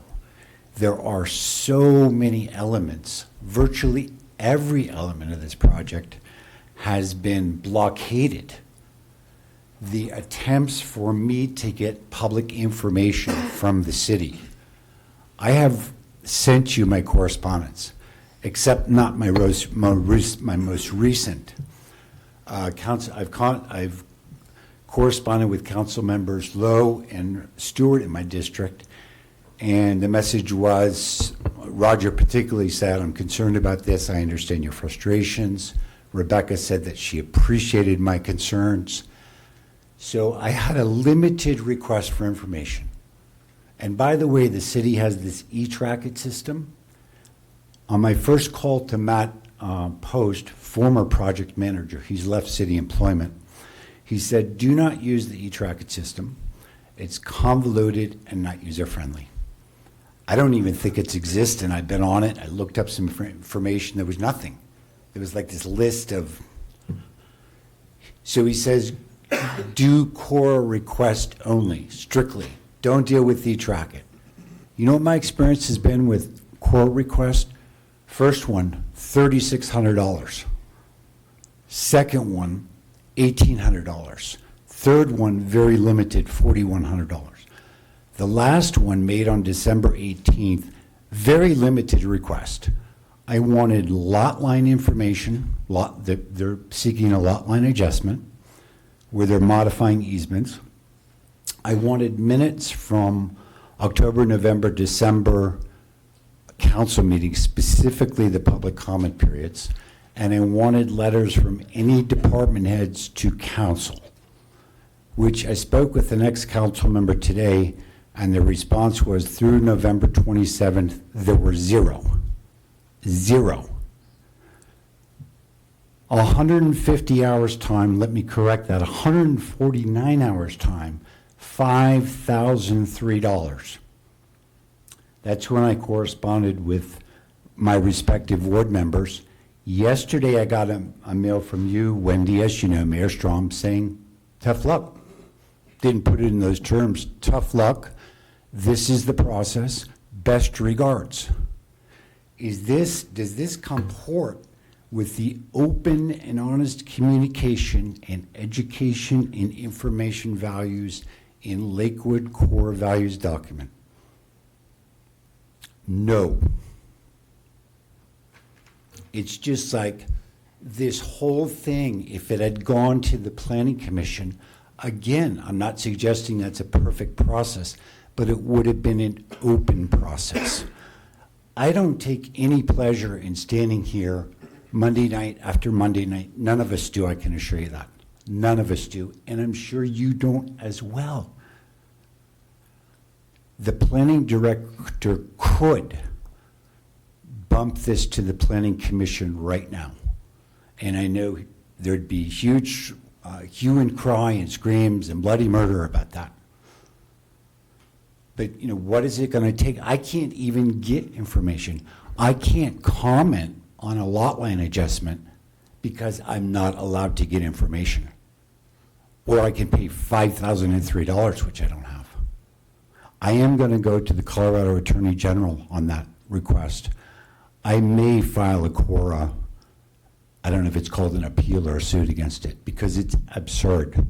And Wendy, respectfully, yesterday you said in your email, well, you could have been paying $100 to $200 an hour versus I think the state prescribed it's like $33.58 an hour. There is no, and I've asked for justification, and I was told this would be investigated. Rebecca told me, hang tight. Let me shift gears. The Community Resources Department has talked about, oh, we need a parking lot, we need a parking lot. We're so busy, we're so busy. Saturday, I spent 2 hours at Belmont Park. 1 p.m. was 44 degrees, blue skies, sunny day, no wind, beautiful day. Lots of people at the park. I don't know what's referred to as the Heritage Parking Area. It's a large parking lot, you know, kind of east of the Heritage area. I don't know what it's officially called. There are 148 spaces in that lot. Saturday, 1 p.m., Saturday, high park use. You know how many spaces were occupied? Take a guess. 20. That's 13.5%. And the Parks Department, Community Resource, we need a parking lot, we need a parking lot, we need a parking lot. We need Cairo money for a parking lot. Boy, money, that's a whole nother subject. You're going to get 250, right now, you're looking at $254,545 per acre. Ms. Herskovitz brought this up. The property sold for $6 million 2.5 years ago. The park code requires, there's nothing gray area about it. And by the way, that 254, as Ms. Herskovitz indicated, expired 4 years ago. 4 years ago, a week ago. It's gone. So the property, the actual value of the property is 1.2. I guarantee it's more than that today because that was the sale 2.5 years ago. But you're going to collect 254? What is wrong with this picture? Lots is wrong with this picture. Rebecca and Roger, I totally appreciate your letter of today, it was a Friday. I totally appreciate it. But I'm going to say something pretty, unfriendly. It's appreciated. But the letter closes, it says we make these, forget what the terminology is, but it closes, we make these requests. Well, Matt Post made the request for months and months and months for a buffer. Susan Brugman, the HOA chair at Belmar Commons, even dared to bring up the issue. I don't think Belmar Commons is focused at all on a buffer, but she brought it up on my behalf because she asked me as a member of Save Belmar Group, what are some of your concerns? She brought it up and it was immediately dismissed. It's not even in the minutes. It's not even in the minutes. And here you are, and I respect it. Please know that. I respect it. But it's a little bit late in the game to say, hey, we're requesting this. I worked in I was a city planner. I know how developers are going to react, especially, look, this is the 11th hour. That's their first. They've already said that right at the beginning of the minutes. We're not going to discuss major project changes because we're so late in the project. So I'd like more time to discuss positive opportunities because they exist. They really exist. And I'd welcome the chance to do that at an opportune time. They need to be, let me just say this, Councilmember Rain on December 11th said, We need a work study or the like, and we need it sooner than later. Because Cairo is not going to listen to anybody. Look, they're a developer. They're about money. You have excellent codes. You have codes that work. They needed to do their Thank you, Mr. Smith. They Your need, time let me is just up. finish this statement. They needed to do their due diligence when they walked in the door. They're a multi-billion-dollar company. It's not the city responsibility. It was their responsibility to know what they were walking into. Thank you. Next up, we have Marilyn Hernandez.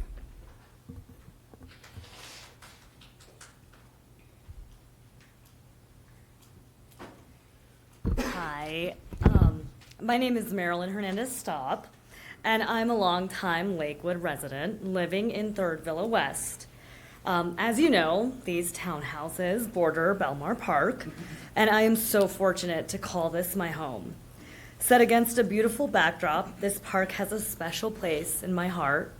I live with my dad, and we've spent memorable days traversing the park together.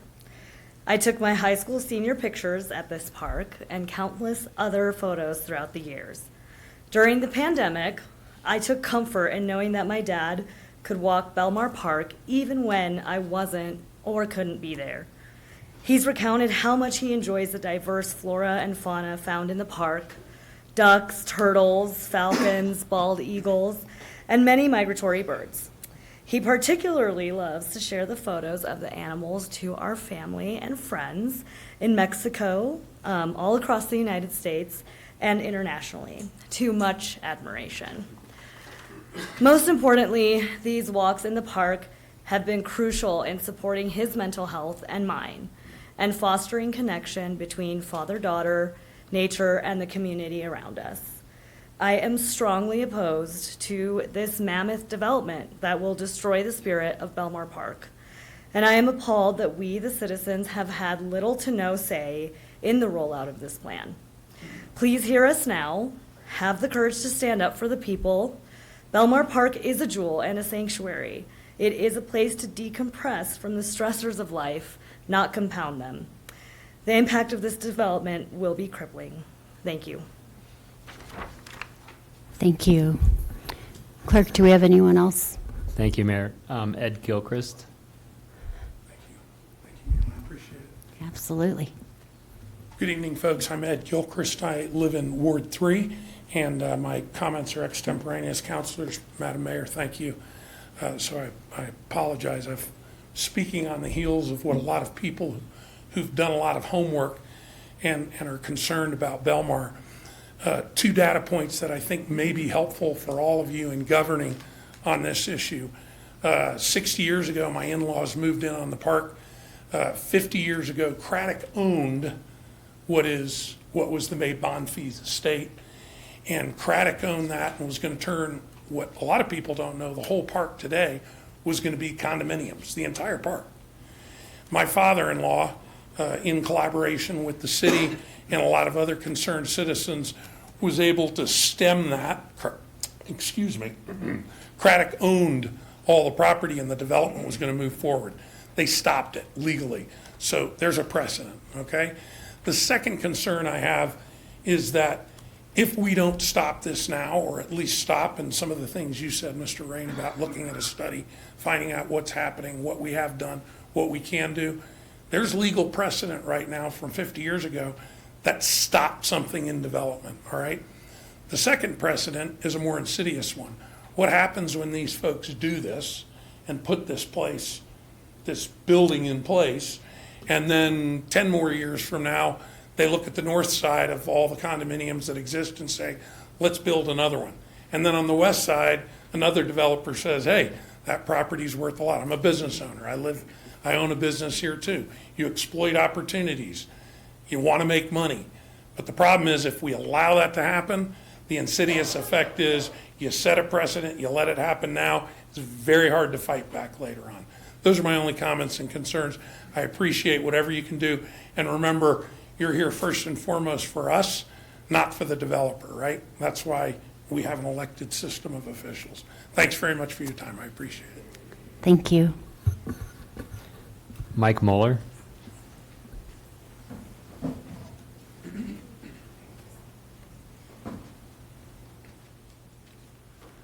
Good evening. You know, it's so nice to see all these new faces, except for Jacob. He's been around since dirt. But I see so much hope in this council. Young, intelligent, not you, but but I'm not going to talk about birds, trees, lakes, ponds, anything else. I'm going to talk about Lakewood. When my parents moved here in 1953, you should have seen this place. They moved here from New York to get away from urbanization. There's urbanization and there's suburbanization. Urbanization is Chicago, New York, all these places that are collapsing in on themselves from crime, drugs, you name it. They got it all. Look at San Francisco. Look at Oakland. Oh my God. Now, talking to Travis Parker, who, by the way, doesn't give a rat's patoot about any of the citizens or you guys right here at all. He wants to do what he wants to do. And I've kidded him for years about hiring the last architect from 1956 East Berlin, because every building he puts up looks like communist East Berlin. Gray, placard board, ugly. There's no style in it at all. But you got to remember one thing. People in this area, they're not looking for apartments. They want single-family homes. That is in the biggest demand that we have right now is single-family homes. And what were we doing? We're putting up apartment buildings everywhere. Now, why would he give that kind of a deal to a developer who is notoriously, let's say, underhanded? Why would he give that deal? All of you guys are so young and so intelligent. That should just spark your imagination. That should send you into a tizzy. Why would he give that deal to that developer? Why would he do that? And that's what I'm saying. You guys are all really, really smart. You haven't been affected by the corruption that big government has. Do not make Lakewood an urban center. I've got 10 more years and I'm gone. But my grandkids and my kids all live in Lakewood.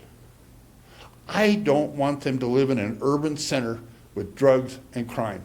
And right now, you have more crime than you know what to do with. And there's not one person on this dais or ever sitting behind me knows how to stop it. Not one person. So you need to talk to Travis and find out what's going on. Secondly, clapping is the First Amendment right. So don't try and take that away from me. Thank you, Mr. Mueller. And we'll go ahead and transition to public comment online. We have one speaker online, and that number ends in 3821. You can press *9. Hello, this is Celia Greenman. I'm in Ward 2. Can you hear me? Good evening, Celia. Yes, we can. Okay, great. I would also like to speak about the development that's proposed adjacent to Belmar Park. In December, I sent some questions to my ward leaders, Isabel Cruz and Sofia Maya Guerrero, and they in turn sent my questions to the planning department, which I'd like to read. I asked, how does the development align with the components of the existing code and comprehensive plan? And the answer from the planning department was, the design of the proposed developments fits the zoning allowances as established through ordinance.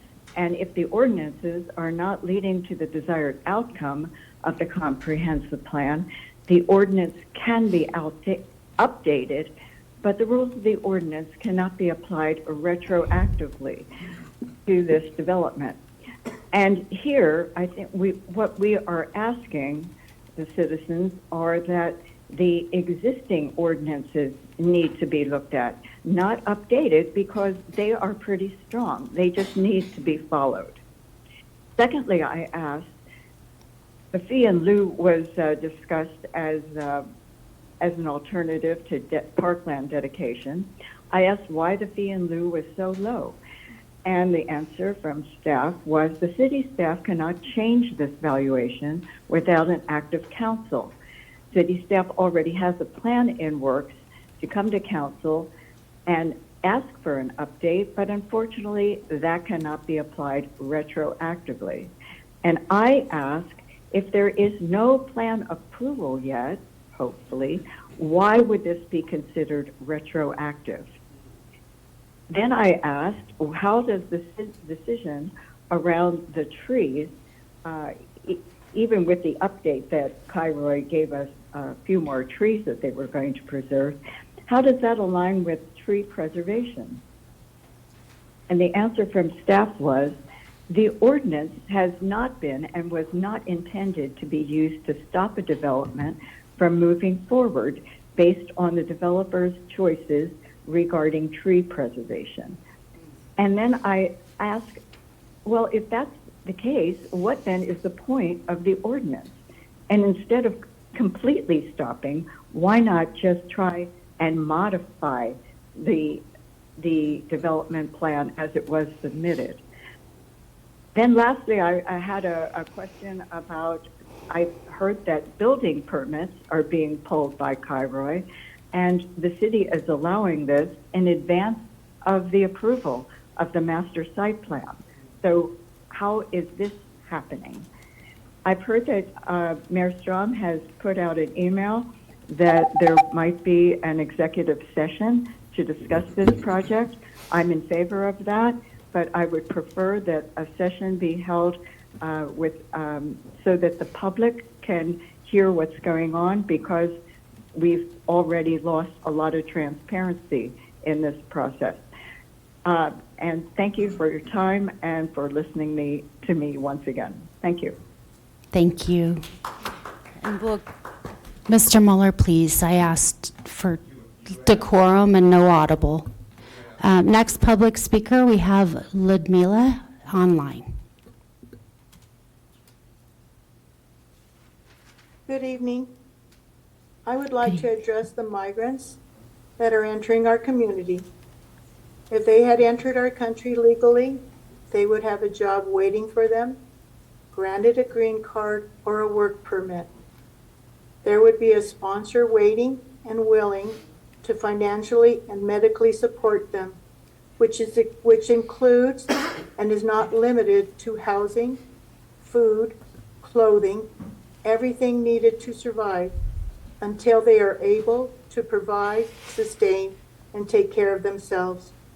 Lakewood coddles the developers and the migrants that crossed into our country and has forgotten their constituents who are paying their salaries and keeping Lakewood afloat. It is very alarming to shop at the home improvement stores where, with all the migrants standing waiting for handouts or trying to help you with your purchases. I don't need their help. I don't want their help. Congress hasn't passed a new law on immigration. The immigration laws are the same.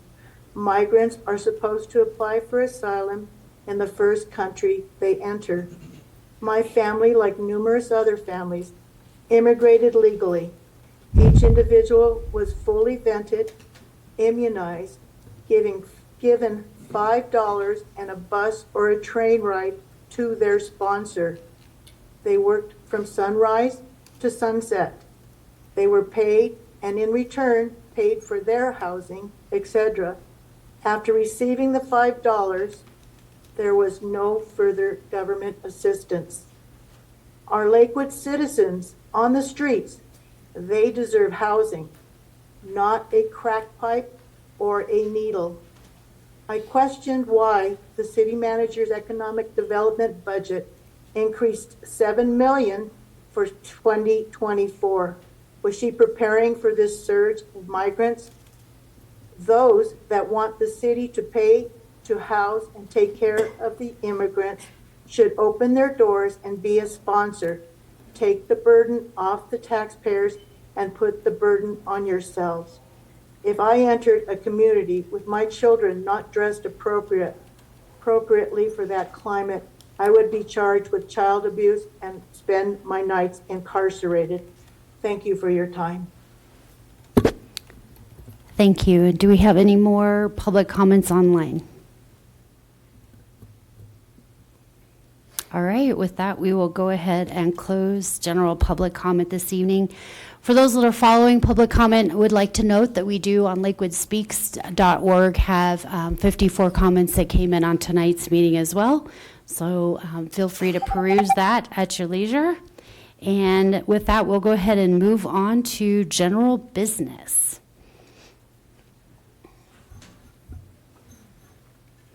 So our first item on general business this evening is, we'll pass on to Councilor Ryan to open up. Thank you, Mayor. You know, one of the folks in the room, thank you. One of the folks in the room said, what can we do at this time? And that's, I think a number of us are struggling with what is it that we can do as on the city council. And for that reason, I'm going to move that we go into executive session, and I'll read the motion here in a moment, on or before the next regular city council meeting so that we can understand what our alternatives are moving forward from a legal perspective. And if it makes sense, then hopefully we'll have further discussions in front of the public. But my motion is, I move to enter into an executive session no later than our next regular city council meeting to receive legal advice on specific legal matters pursuant to CRS section 24-6-402, open paren 4, close paren, open paren B, close paren, and Lakewood Charter 2.15, open paren C, close paren, open paren 4, close paren. Such legal advice focusing upon potential liability and legal concerns arising out of property adjacent to Belmar Park, including the 777 Yarrow Street proposed development. Second. We have a motion on the floor and a second. Anybody wish to speak on the topic? Councilor Sinks.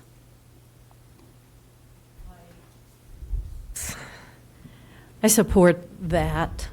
We certainly have to know the legal ramifications of it.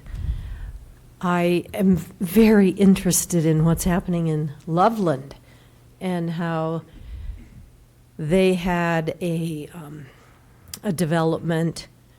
A new council came in and then they voted against the new development. And so now they're being sued. And we certainly don't want to waste taxpayer money on any lawsuits. So I think it's very, very important that we get this legal advice. Thank you for bringing that up, Councilor Rain.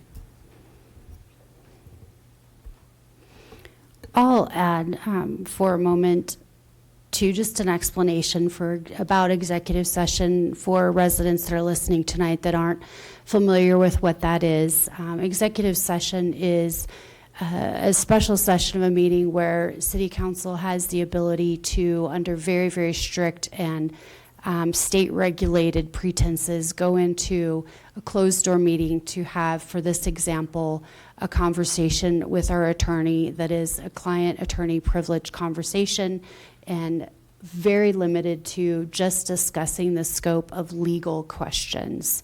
So that is what is being voted on here this evening. There are a lot of, for those of you that have listened tonight, you understand there are a lot of complexities with this development, and there are a lot of questions. And the City Council has been very clear that we would like to be able to have a forum where we can answer those questions in a way that our attorney is able to give us advice so that we, to Councilor Sink's point, are really aware of our liability as a city.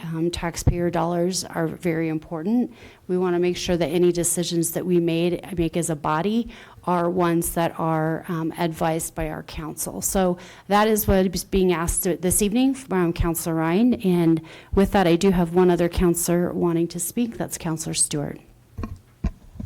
Thanks. I just want to say that I will be in support of getting legal advice, especially given the fact that we've been notified that multiple other parties in this situation have retained legal counsel. So I do believe it's wise for us to get that legal advice at this point in time. Councilor Lowe. Just briefly, and I'll have a little more to say on this later in the meeting, I too will be supporting this motion. Councilor Stewart and I are already on the record in support of a number of modifications to the site plan that we think are very important to our ward and that we've heard repeatedly from our constituents. I don't think it should surprise anyone that's been following this closely that this is a fraught area with a number of very complicated legal issues. Speaking for myself, I am trying to find a path forward to explore options to bring about site plan modifications. But we have a responsibility. Please understand, as members of City Council, we have a fiduciary obligation to also not expose the city to legal liability. And so we can't proceed without having an in-depth discussion with our attorney to explore our options.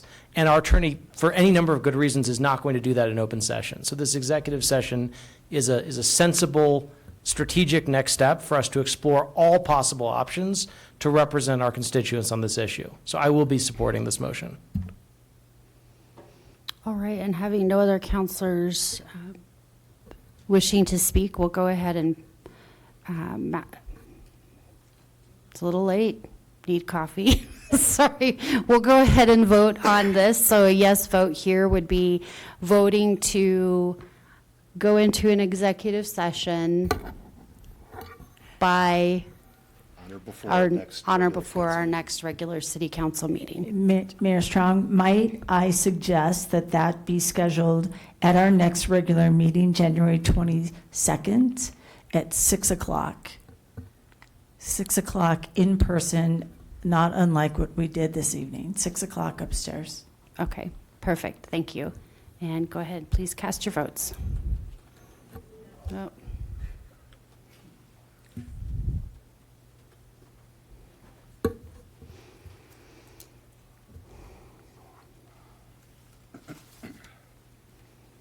All right, and that passes 9 yeas, 0 nays. Agenda or general business item number 2. Councilor LeBure.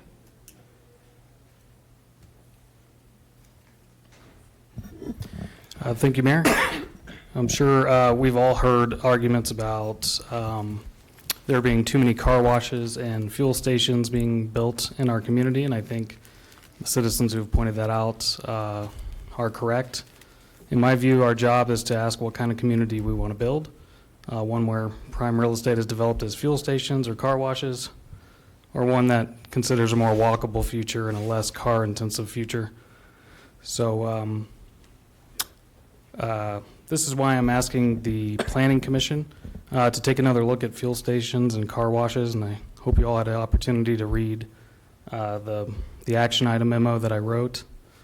And I'll just leave it at that and keep it short, but I also have a motion prepared for us to be able to move this agenda item to the Planning Commission for them to take a look at the ordinance related to those two different types of developments. And you can go ahead and make that motion. Sure, I'll make the motion. I move to forward this council request to the Planning Commission as written and to direct the Planning Commission to review sections 17.4.3.1 M and 17.7.6.3 and B regarding regulations placed upon car washes and fuel stations, and thereafter to submit any recommendations for suggested changes to these sections of the zoning code to the City Council for consideration as soon as the Planning Commission's meeting schedule permits. Second. And any discussion? Counselor Sharazai. Yes, thank you. I was glad to see this come through. I feel we are flush with car washes. So my only question was just, I know that there was a special use permit process that went through for fuel centers on your first tour of duty, and I'm wondering, just does this need to be uncoupled a little bit? And I don't know if that's something that we need to ask the Planning Commission, because they do seem like there's already some work that's been that's occurred around fuel centers, and there's no it'd be ground zero for car washes. So that was my only thought. Yeah, I think my view is that the motion gives sufficient latitude for the Planning Commission to make those determinations. I mean, because I put both things in there, I said, the council request is written, but also specifically pertaining to section 17.4.3.1M and the other one. So I think it's my view that there's sufficient latitude for them to be able to review all of the different ordinances, whether it's special use permits or also just specific requirements for those two development types. Councilor Mayor Guerrero. I too was very happy to see this come up. It is something that I do think there were really good improvements made on that in that last conversation, is my understanding, but definitely continue to hear as we see the ongoing influx of gas stations in Ward 2. I never have a hard time finding one, so I think we're at capacity. So just really looking forward to this, and wanted to flag that it is of particular interest, I think, in Northeast Lakewood still. Councilor Sinks. Thank you, Mayor. Contrary to my co-councilor, Sherazai, that talked about uncoupling the two, I'm thinking about throwing something else in with electric charging stations.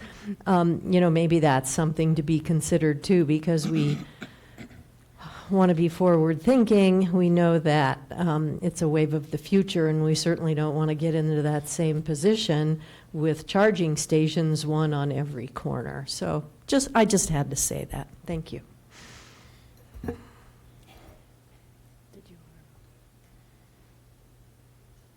Okay, then, seeing no more wishing to speak, we'll go ahead and vote. And again, a yes vote would be voting to send this to the Planning Commission with that specific verbiage provided by Councilor LeBure.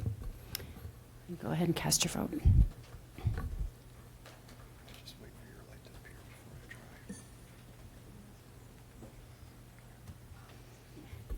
And that passes 9 yeas, 0 nays.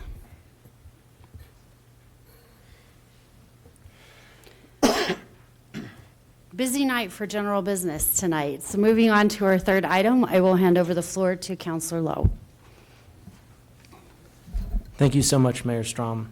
This final item on general business comes from a request submitted by both myself and Councilor Cruz. And I was really honored to have a chance to work on this with Councilor Cruz, and to be asked by Councilor Cruz to work on this, and to have this be one of the first things that we submitted. One of the things, and I'll try to be brief on this because I know it's getting late. One of the things that I love about Lakewood, and I think we all love about Lakewood, is one of our core values in Lakewood is being a good neighbor. Lakewood, I've met so many folks in the city, and people in Lakewood care deeply, whatever side of the issue you're on, whatever matter the business is at hand today. I hear over and over from so many folks in Lakewood that people care about being a good neighbor. I do think it is sensible. We actually submitted 2 items, and I think for the most part it's best to think of them as distinct orders of business. But I do think that they're linked by the common thread of the importance of being a good neighbor in our community, and our shared value and our commitment to being a good neighbor. The first order of business is something we've heard about quite a bit on council over the last couple of months. It's something that a number of us have indicated is important. A number of folks in the community have indicated is incredibly important. And that is providing for our unhoused neighbors during extreme weather events, in particular during cold weather. and the importance of having emergency shelter available to those neighbors. You know, Councilor Cruz and I had the opportunity very briefly to do a quick stop by last night to the Recovery Works Center, which is open last night and tonight for cold weather facilities. We did our best to stay out of everyone's way because we didn't want to be a distraction, but it was incredibly helpful to just come by and see that facility. You know, Recovery Works and Bay Enterprises, their staff was there. They're doing incredible work. And it was really heartening to see the cots and the provisions, the food supplies available for folks in our community. And while I'm on the topic, I'll just briefly mention that is 8000 West Colfax Avenue. It's open 7 p.m. to 7 a.m. last night and tonight, and I hope a number of future evenings over the next few months when the weather drops below a certain threshold. They do have some food. Pets are allowed. They have to be leashed or in a crate. And they're taking folks ages 18 and over. No registration ahead of time is necessary. So that's an important resource people should be aware of. And as that resource is available, we want to promote that to folks in our community. Conscious as a new counselor, I think we need to be grateful for folks who have worked over the last several years to make this resource available in our community. I mean, this is really important progress. It's progress that I think we need to celebrate. And I think this is incredibly important. And we've also heard from a number of folks in our community that there's more we could be doing. There are some pain points. There are ways in which, you know, this is not surprisingly at all complicated to implement. And I want to in particular recognize Mr. Goldstein, who's been doing just an incredible amount of work getting this stood up for the first time in our community. So long story short, we think that it would be useful, given how important this is, to have a study session for council to dig into this topic further. Our suggestion would be to have the study session within the next 45 days at the absolute outset and as fast as possible, given that cold weather is happening right now. We think it would be useful for council to understand, you know, what we can do to support, make this resource available, and how we can make sure to sort of extend this and make this resource more and more available in a smooth, consistent way in future winters, and maybe even in future summers. So that's one request that and we'll have a motion in a moment on that. The other separate motion we'll be submitting is on the growing migrant crisis that the region is facing. And on that, I do just want to mention, I was incredibly heartened by the outpouring of support from across Lakewood, on Lakewood Speaks, and tonight, overwhelmingly from folks, I think, across the political divide, as far as I could tell, tonight and today, who believe that being a good neighbor in Lakewood does mean doing right by folks who are coming just in desperate circumstances, fleeing persecution, and the importance of Lakewood being a good neighbor. The step we're going to recommend today is really, I mean, frankly, I think it's the absolute bare minimum that we can take. It's initiating, it's directing staff to have a conversation with Denver about how we can leverage and marshal support to step up as one of the largest cities in the region to support this crisis. Over 35,000 migrants have come to Denver over the last year, and I think it's just obvious, wherever you sit on the political divide on this, that we're reaching a point where this can't just be a Denver-only issue. You know, being a good neighbor means that if you notice that your neighbor is having an emergency, you don't shut the door, you don't turn out the lights, you don't just hide under the pillow and hope that it's all going to go away. You go out and you ask, how can I help? And that's what we want the city to do. We want the city to take the first step, sit down with Denver and say, how can we help? Let's roll up our sleeves, let's step forward as one of the most important cities in the surrounding region and say, this is not just a Denver issue, this is a regional emergency. And we have an obligation to step up and ask how we can help. That's all we're doing tonight. That's all we're going to move to do tonight. I hope we'll have the opportunity to take more action, but we see this as a very important first step. And I'm incredibly heartened by the support the community has shown. And I'm sorry, I've gone on a little bit longer than I intended to. So let me turn it over to Councilor Cruz, and then we'll make two quick motions to sort of formalize that.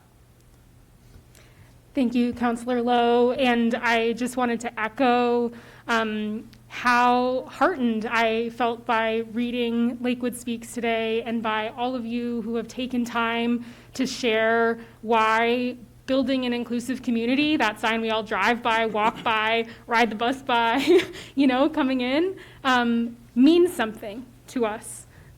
Because to be honest, when this first showed up on the agenda, those were not some of the emails we were getting. And so it means a lot. And I just really want to emphasize the fact that people took the time to comment, the fact that you all came here as to helping us stand in our values as good neighbors, as Councillor Lowe beautifully put, to move forward with taking responsibility for being good neighbors in our region, and for directing staff to do that as we hope to do tonight. And I think that part of the reason that we thought of both of these things together, I think, was spoken to, right? I think anybody who's been outside today or woke up this morning saw the snow, right, and how cold it is outside. And as somebody who spends my Friday nights on Colfax, supporting people, some of the folks in this room, like, my toes get so cold, and to think that there are people in our community and new people who are from climates that are much different than this, who just want a chance to be our neighbors because they're fleeing really desperate humanitarian crises, that we could have a whole other conversation about how they were caused, I think really moves me to try and stand in what power we can have in supporting people and not pitting people against each other, right? Because I think, as one of my constituents put really beautifully tonight, we can't choose who we help. We need to help everyone, and we are a community together. And I truly believe that that's where we will be standing. And so I'm excited about moving this forward and hear you all that we can be doing more on both of these fronts. And this is the first step, as Councillor Lowe was saying, in moving that work forward, separately but together. So, Mayor Strom, we have two separate motions, if now would be appropriate time to move Yep. them. And we, We'll go with the first motion, do a full vote, and then start with the second. right, and Ms. Hudson, our plan is to request a study session within 45 days on the cold weather emergency shelter. I just want to make sure that aligns with what's possible. Yes, thank you, Councillor Lowe. I was looking at the calendar, and we can hold this study session before our regular meeting on February 12th. So that would mean another 6 o'clock meeting, if that works for everyone. It would, of course, be in person, and then at 7 o'clock, we would come down here for a regular meeting.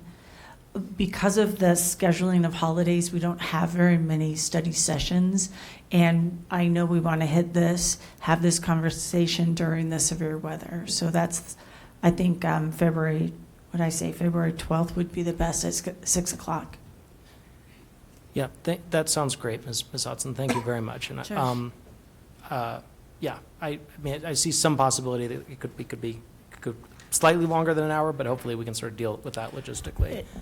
Thank you. We have the option to start at 5:30. If that feels better, we certainly could do that. Well, I'll defer to Mayor Strom and Ms. Hudson on sort of the exact scheduling of this, but with that context, I move the council direct staff to hold a study session within 40 days on Lakewood's growing capacity to serve our unhoused neighbors during extreme weather events. Second. Well, we already had a little discussion, but do we have any others that would like to add to the discussion? Councillor Guerrero. I am really thrilled to see both of these motions. I will be supportive. I also had the same experience as Councillor Cruz today, which was having heard some tell of and received some comments and emails from folks who are less welcoming and less supportive of people without houses, people who are new to the community, our immigrant and refugee communities that are growing.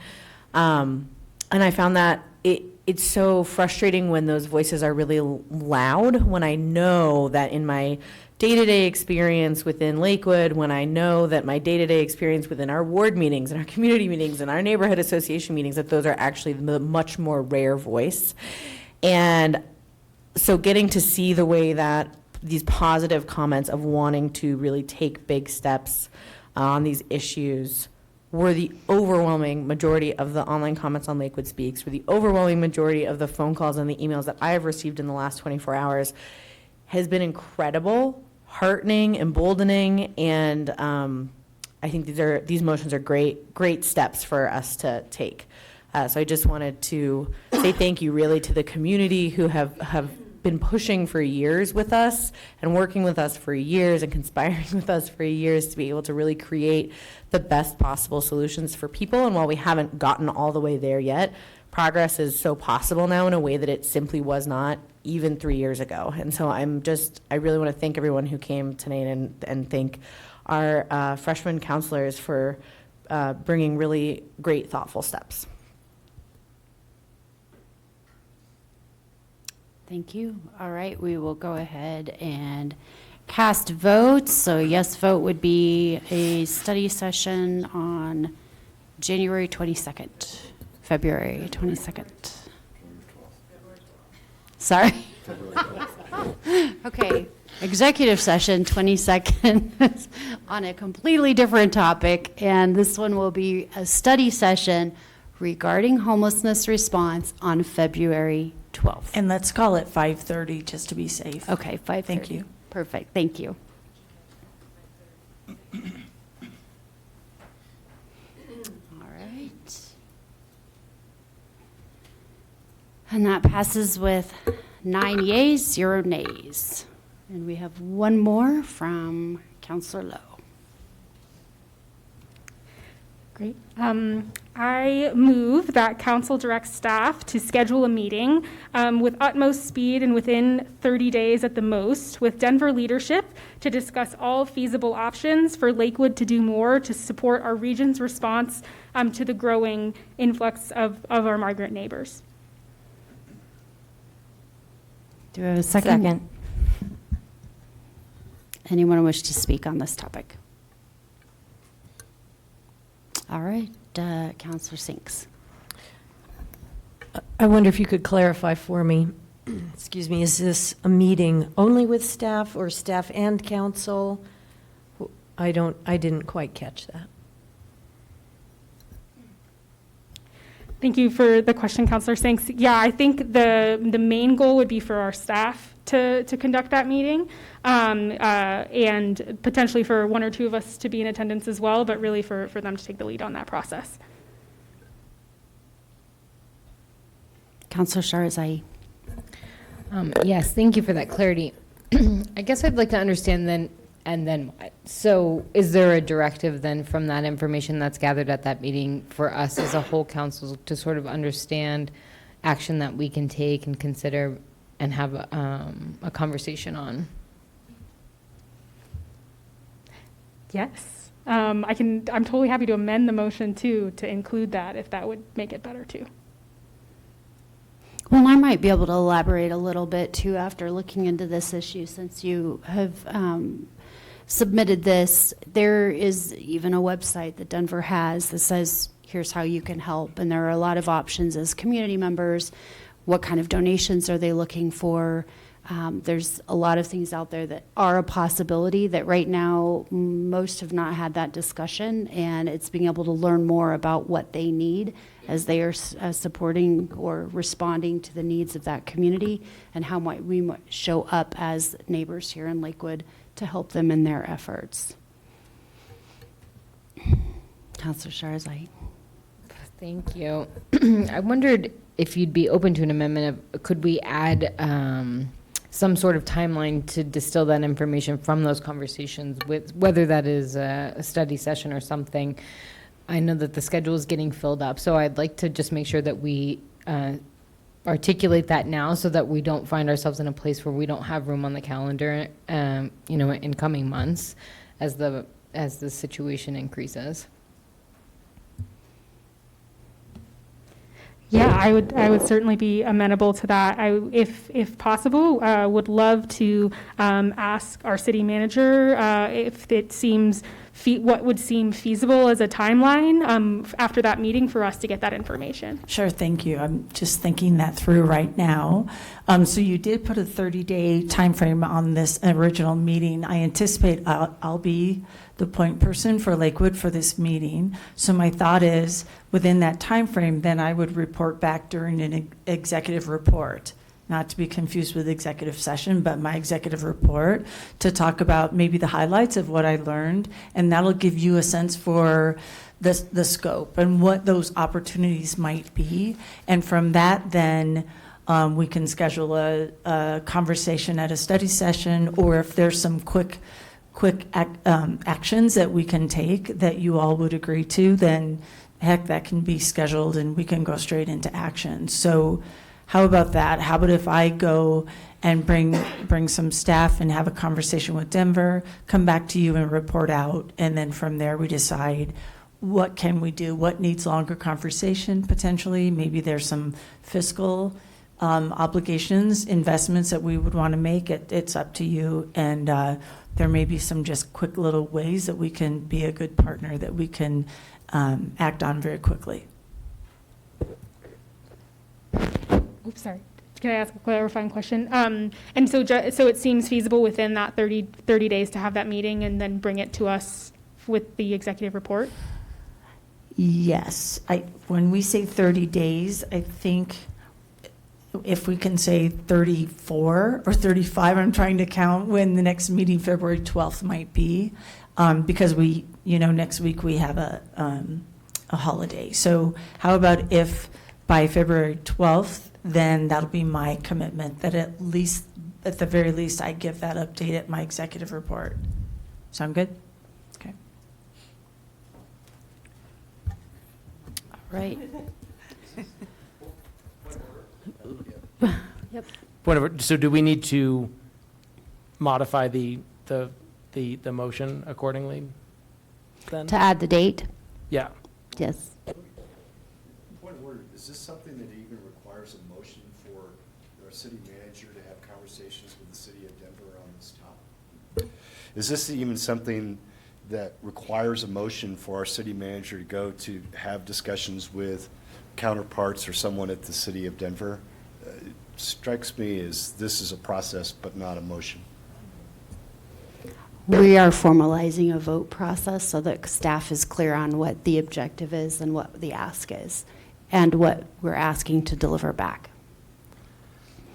Mayor Strong, may I say one more Yep. thing? It's a very fair question, Councilor Ryan. The one other thing I would add is I think given the importance of this issue to the region and the city, there was a sense that there was some value in getting the council on the record and directing that this is a priority and giving staff that direction.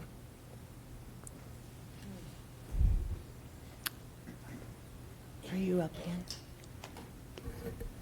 Councilor Ryan? No. Nope.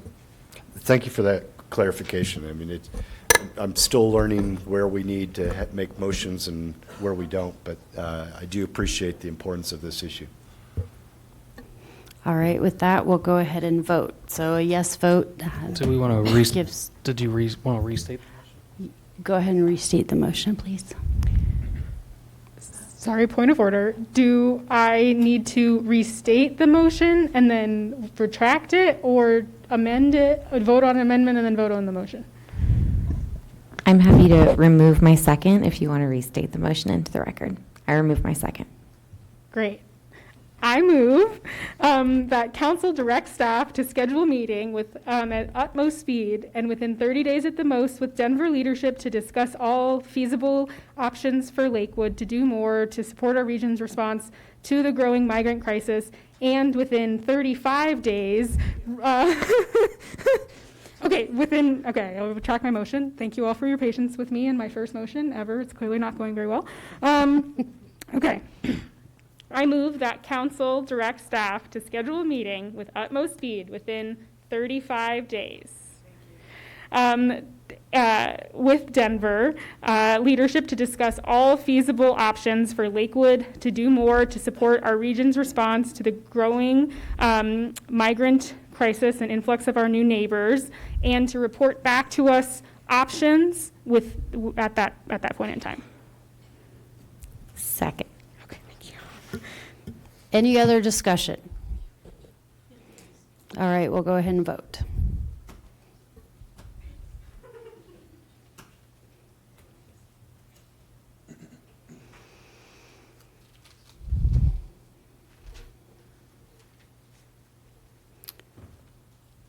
And the motion passes 9 yeas, 0 nays.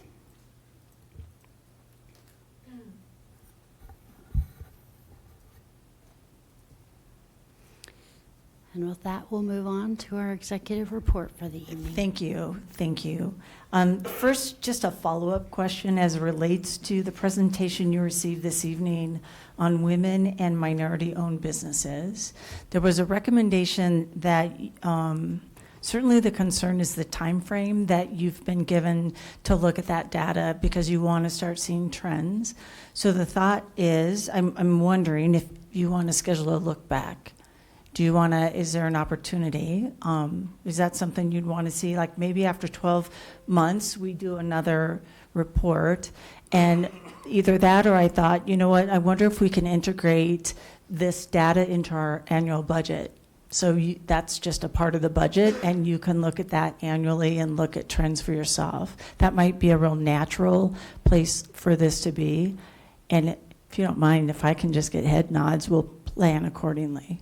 I know we're trying to vote. Okay, so we'll do that. We'll do both. We'll do a look back, and we'll also do some kind of annualized, wherever that makes sense, whether that's in the annual budget or in the economic development report budget that they do. We'll figure that out, and I'll let you know. Again, just to remind you, and I have corresponded with Holly Bjorklund, our CFO, and she's preparing answers to your very thoughtful questions, that those will obviously be done in writing. We'll send those out to you and also post them on the website for people who are following this and are interested. Sound good? Great. Okay.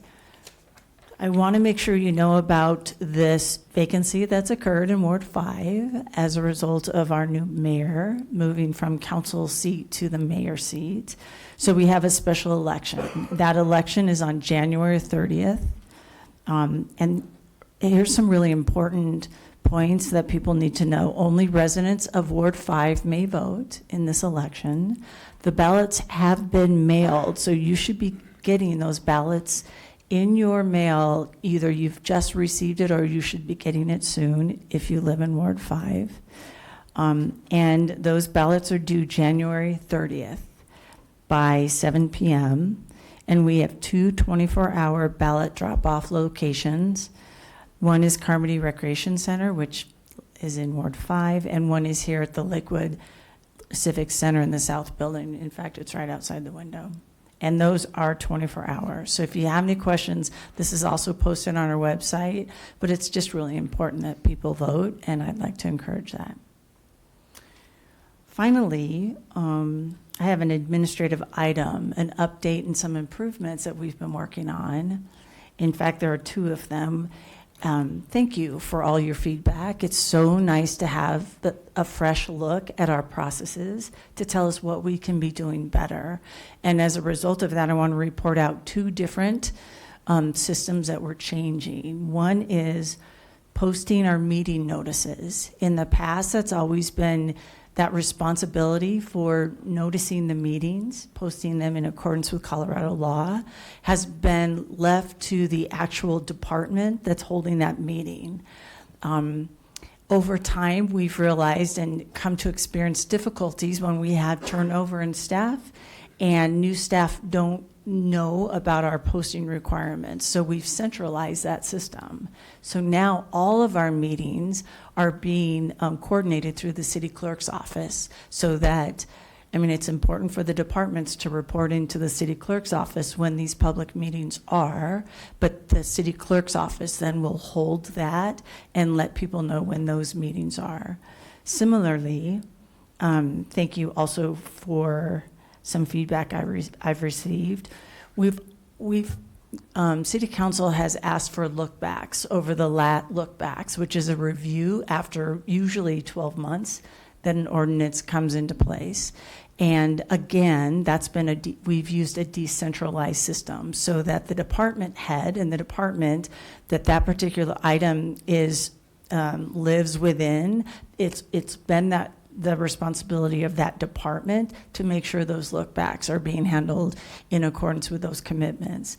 Again, to provide more continuity and to make sure that those look-backs are handled appropriately, the city clerk, again, will set up a system where whenever there's a look-back that has been determined by city council, the city clerk will make sure that we're all aware of those and will do a tickler to both the staff and to city council so that we're not all going, now when did we make that decision and when were we going to have that look back?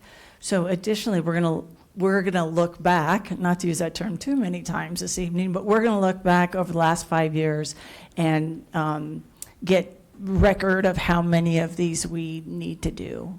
Does that make sense? So let me do an example, short-term rentals. That ordinance was approved with the stipulation that we need to do a look back to see in 12 months, how is that going? Where are the unintended kind of concerns we're running into? What needs to be adjusted? What kind of changes do we need to make? So instead of having that fall with the department head, that's going to be with the city clerk, and he'll do the tickler both to the department head and to city council so that you can review the information and ask questions and be prepared when the look back comes back to you. Does that sound good? Have I said look back 14 times? Yeah. And that's it. That concludes my report. So thank you. Thank you. And moving on to council member reports, we'll start with Ward 5. Perfect. Thank you, Mayor. And actually, I had a question. It's kind of a process question for you, Kathy, related to the executive session and Yarrow. Before, I was going to ask earlier, but I forgot to ask. Questions related to legal questions, do you want those submitted to our city attorney? And I mean, I suspect we want to get those questions ahead or in advance of the meeting. Thank you. Thank you for that question. That'll just make us more prepared. So if you can, certainly you can ask questions, of course, during the session itself. But if you have questions that you think of in advance and want to submit those to the city attorney, I am confident that that would be very appreciated so that we can be prepared and have the most effective use of that time. So thank you. Great. Thank you. And then for my council report, I just wanted to mention Ward 5. We're trying to have a ward meeting. We're trying to get that set up. I'm hoping and somewhat hopeful we'll have one this month. I'll know for sure probably on Wednesday. But anyway, I hope I have something positive to report on that next week. So thanks. Ward 4. Thank you, Mayor. And thank you very much to the city manager for the updates on those processes. It's great to hear that the city is making some changes to try and make sure that we catch everything, dot the I's and cross the T's. So thank you very much for all of your staff's hard work. As far as ward meetings, we have a Ward 4 meeting January 25th at 7 o'clock, and that'll be at the Green Mountain Recreation Center. And so that's scheduled. And then in the effort to continue so that's 7 p.m. in the effort to try and accommodate other people's schedules, I'm having a coffee, so Dave Coffee at Hello Coffee on February 12th at 7:30 a.m. and for about an hour. Ward 3. Thank you. I just want to say first off how deeply proud I am to represent this community.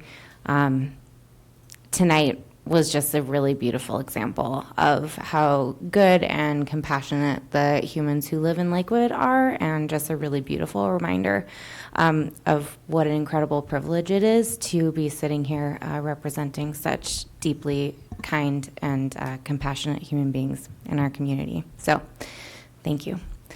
Councilor Lowe and I have been working out kind of a cool different schedule for our ward meetings. We are going to try out a quarterly rotation of different kind of ways that folks can connect with us. So we'll be doing kind of traditional town hall and presentation style ward meetings, but we'll in addition be rotating in community coffees and breakfasts, as well as one-on-one office hours with each of us to make sure that we are as accessible as possible. So in January, Councilor Lowe and I are going to be holding a community breakfast on the 17th of January, which is a Wednesday. So we're trying out a couple of different times of the week as well to make sure that different folks who are in our community with different schedules are able to come and connect with us. So we will be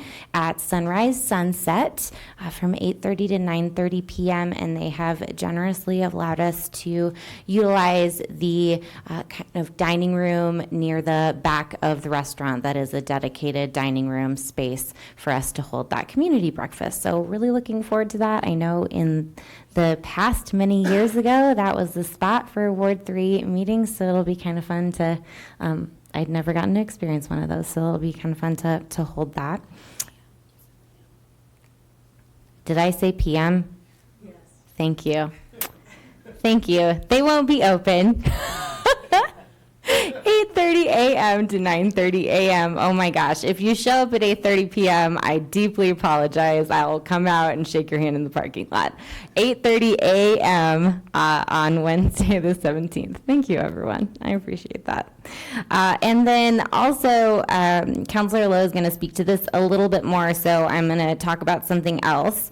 I know that one of the big things that I have really been taking away from conversations with community, especially around this 777 Yarrow project, is a lot of the things that we need to do better moving forward, quite frankly. And I realize that not everything that we do to make the system better and make our processes better is going to directly affect this project, but it sure is going to affect projects down the line.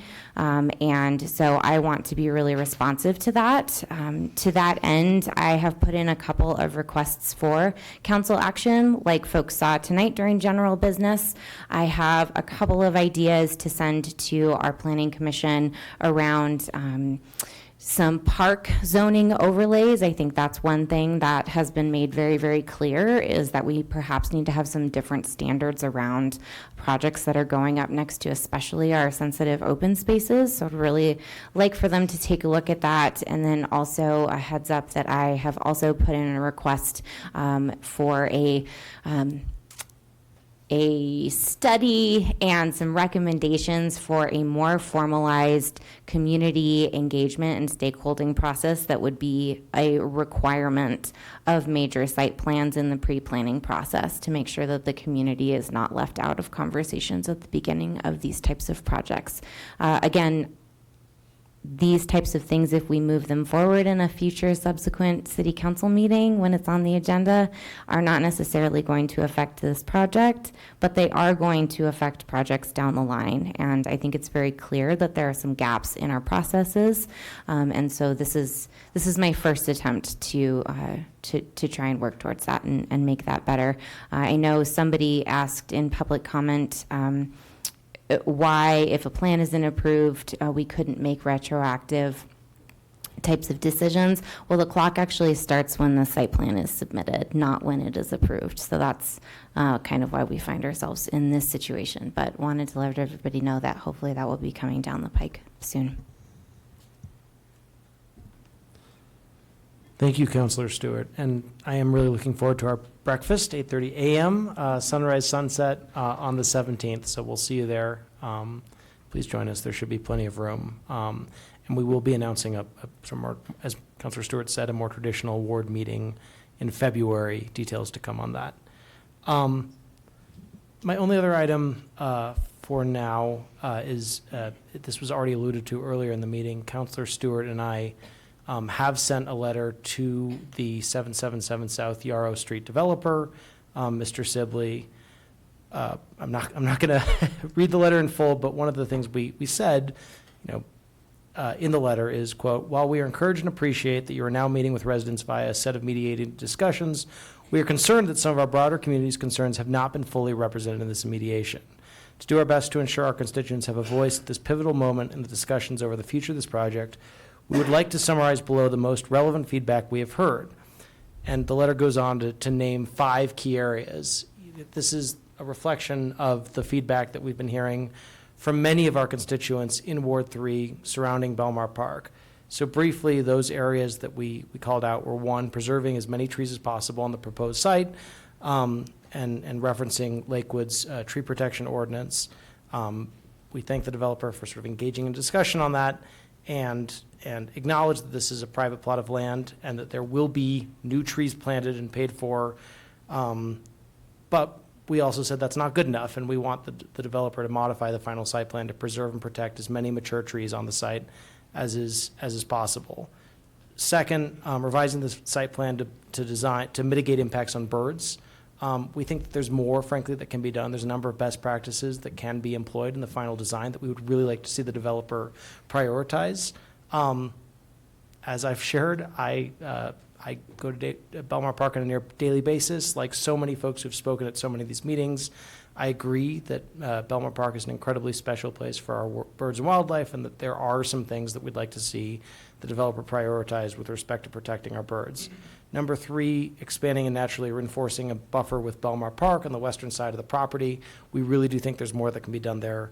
Number 4, addressing community concerns regarding parking. This is something we've heard over and over. We think the developer could make more better known plans to deal with sort of parking overflows in that area. And 5th, importantly, setting aside some units at below market rent to increase affordability. The only final thing I just want to say, I do think there continues to be an impression out there in the community that somehow this is, that the process is this will just come before City Council, and City Council will just vote on the project. And if only we would vote no, that would resolve the issue. I understand there are some folks that appreciate that it's more complicated than that, but that is something that I've heard repeatedly. It'd be nice, it'd be great. I mean, I would really like the ability to change things in this project, as we've said in this letter. And if this was coming before council for just a simple up or down vote, I would energetically lobby to get a majority in favor of forcing very significant changes before this project is finalized. Folks, we live in a democracy, and we live in a system of laws. And we've got a lot of complicated interlocking state and local laws at play here. And on the one hand, we have to advocate and protect for our community and for this really important park. I think that's important. But we also have to make sure that we're not irresponsibly exposing the city to costly litigation. Believe me, ever since I've been sworn into this seat, I've been spending a lot of time looking at the relevant ordinances governing this project. It's incredibly complicated. Anyone who says that there's just a simple way forward has not done their homework on this. There is not a simple solution to somehow change the project site plan. We are exploring every possible avenue to secure changes to the site plan. I promise, I am absolutely invested in exploring any legally defensible, legally sound paths that will involve changes to the site plan along the 5 key recommendations we've outlined in this letter. Beyond that, I would second what Councilor Stewart has said. We need to look proactively at sort of protections we can put in place for future projects in and around our crown jewel parks. And I think that's a fruitful area for council to pursue. Thank you very much. Ward 2. Thank you. So the updates that we wanted to provide, so regarding some of the upcoming ward meetings and opportunities to engage with us.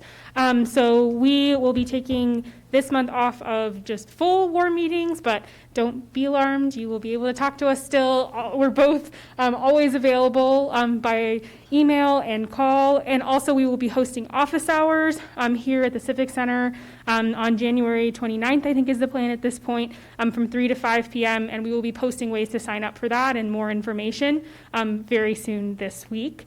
So we look forward to seeing you there or in other capacities, as we always like to meet y'all where you're at. And then going forward, we're going to be shifting ward meetings to Saturdays. We're going to be doing the third Saturdays in the afternoon, starting February 17th. So we are currently, again, finalizing the location on that, but we'll be providing updates shortly on that. And we look forward to seeing you all, spending our Saturdays with you that third Saturday of the month. And finally, I think Councilor Lowe spoke very specifically to the details of where the emergencies, severe weather overflow shelter is in our wonderful ward that we're really proud of. But again, that is open tonight. And please, if you haven't familiarized yourself with the new website that the city staff put together that we're really so appreciative of to help smooth communication on this, it's lakewood.org/shelter. And that will both alert as to whether that overflow shelter is open, but also has a wealth of other resources and ways to get in contact with the city staff who are really experts on this. So I'm excited that that is open in our community and that there are other ways that we can communicate the great work you're doing out. I have nothing really to add, but double down and support all of Councilwoman Cruz's messages. Ward 1. Thanks again. I'll echo the kindness that was evidenced, and also not just the kindness, but the stories, the human stories. I really appreciated hearing the stories of people that came from immigrant families, just not this year, as we're seeing. So thank you so much for sharing your lives with us. I'll just once again talk about the sustainable IBER and other Lakewood sustainable neighborhoods. They're having a Wildlife of Lakewood photo exhibit. So as you're walking in Belmar Park, take your camera, take some pictures of those birds that you see. The submission deadline is January 31st, and the exhibits, that is the photographs, will be on exhibit in March. Just about the whole month. And so the website is wildlifeoflakewood.org. You can go there for details. Thank you. Okay, thank you. I know that we're getting late, so I'll be brief, but I just wanted to recognize, as my colleagues have, just the outpouring of support. I was traveling today, and when our plane landed and I turned on my phone and saw all those comments from people who had taken an active step in voicing their support for finding solutions for the migrant community. As a daughter of an immigrant, that meant a lot to me, and so I'm just really proud to be a Lakewood resident today and to stand up here and work as your new mayor pro tem.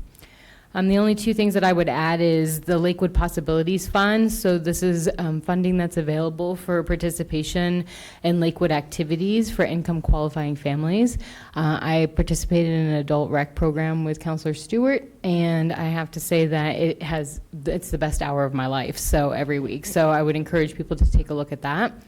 And then the Neighborhood Participation Program, which is a $60,000 grant available to neighborhood projects. There were a ton of Ward 1 projects that were awarded last year, and so both of those are available. The Neighborhood Participation Program is open till March 1st. And that's it for me. Thank you. Thank you, everyone. Quick report tonight. I honestly, there hasn't been a lot of activity that we've been able to go to over the last few weeks for obvious reasons. Lots of holidays wrapped in there, and several council meetings that, well, I guess it was just 2 council meetings that we did not have because of holidays. I have been taking that time to really get up to speed. I'll be the first to admit that it's not been a smooth transition. I'm not sure this kind of transition ever really is. But I want to say a huge thank you to all of our community members that have been so gracious and welcoming to me as a new mayor.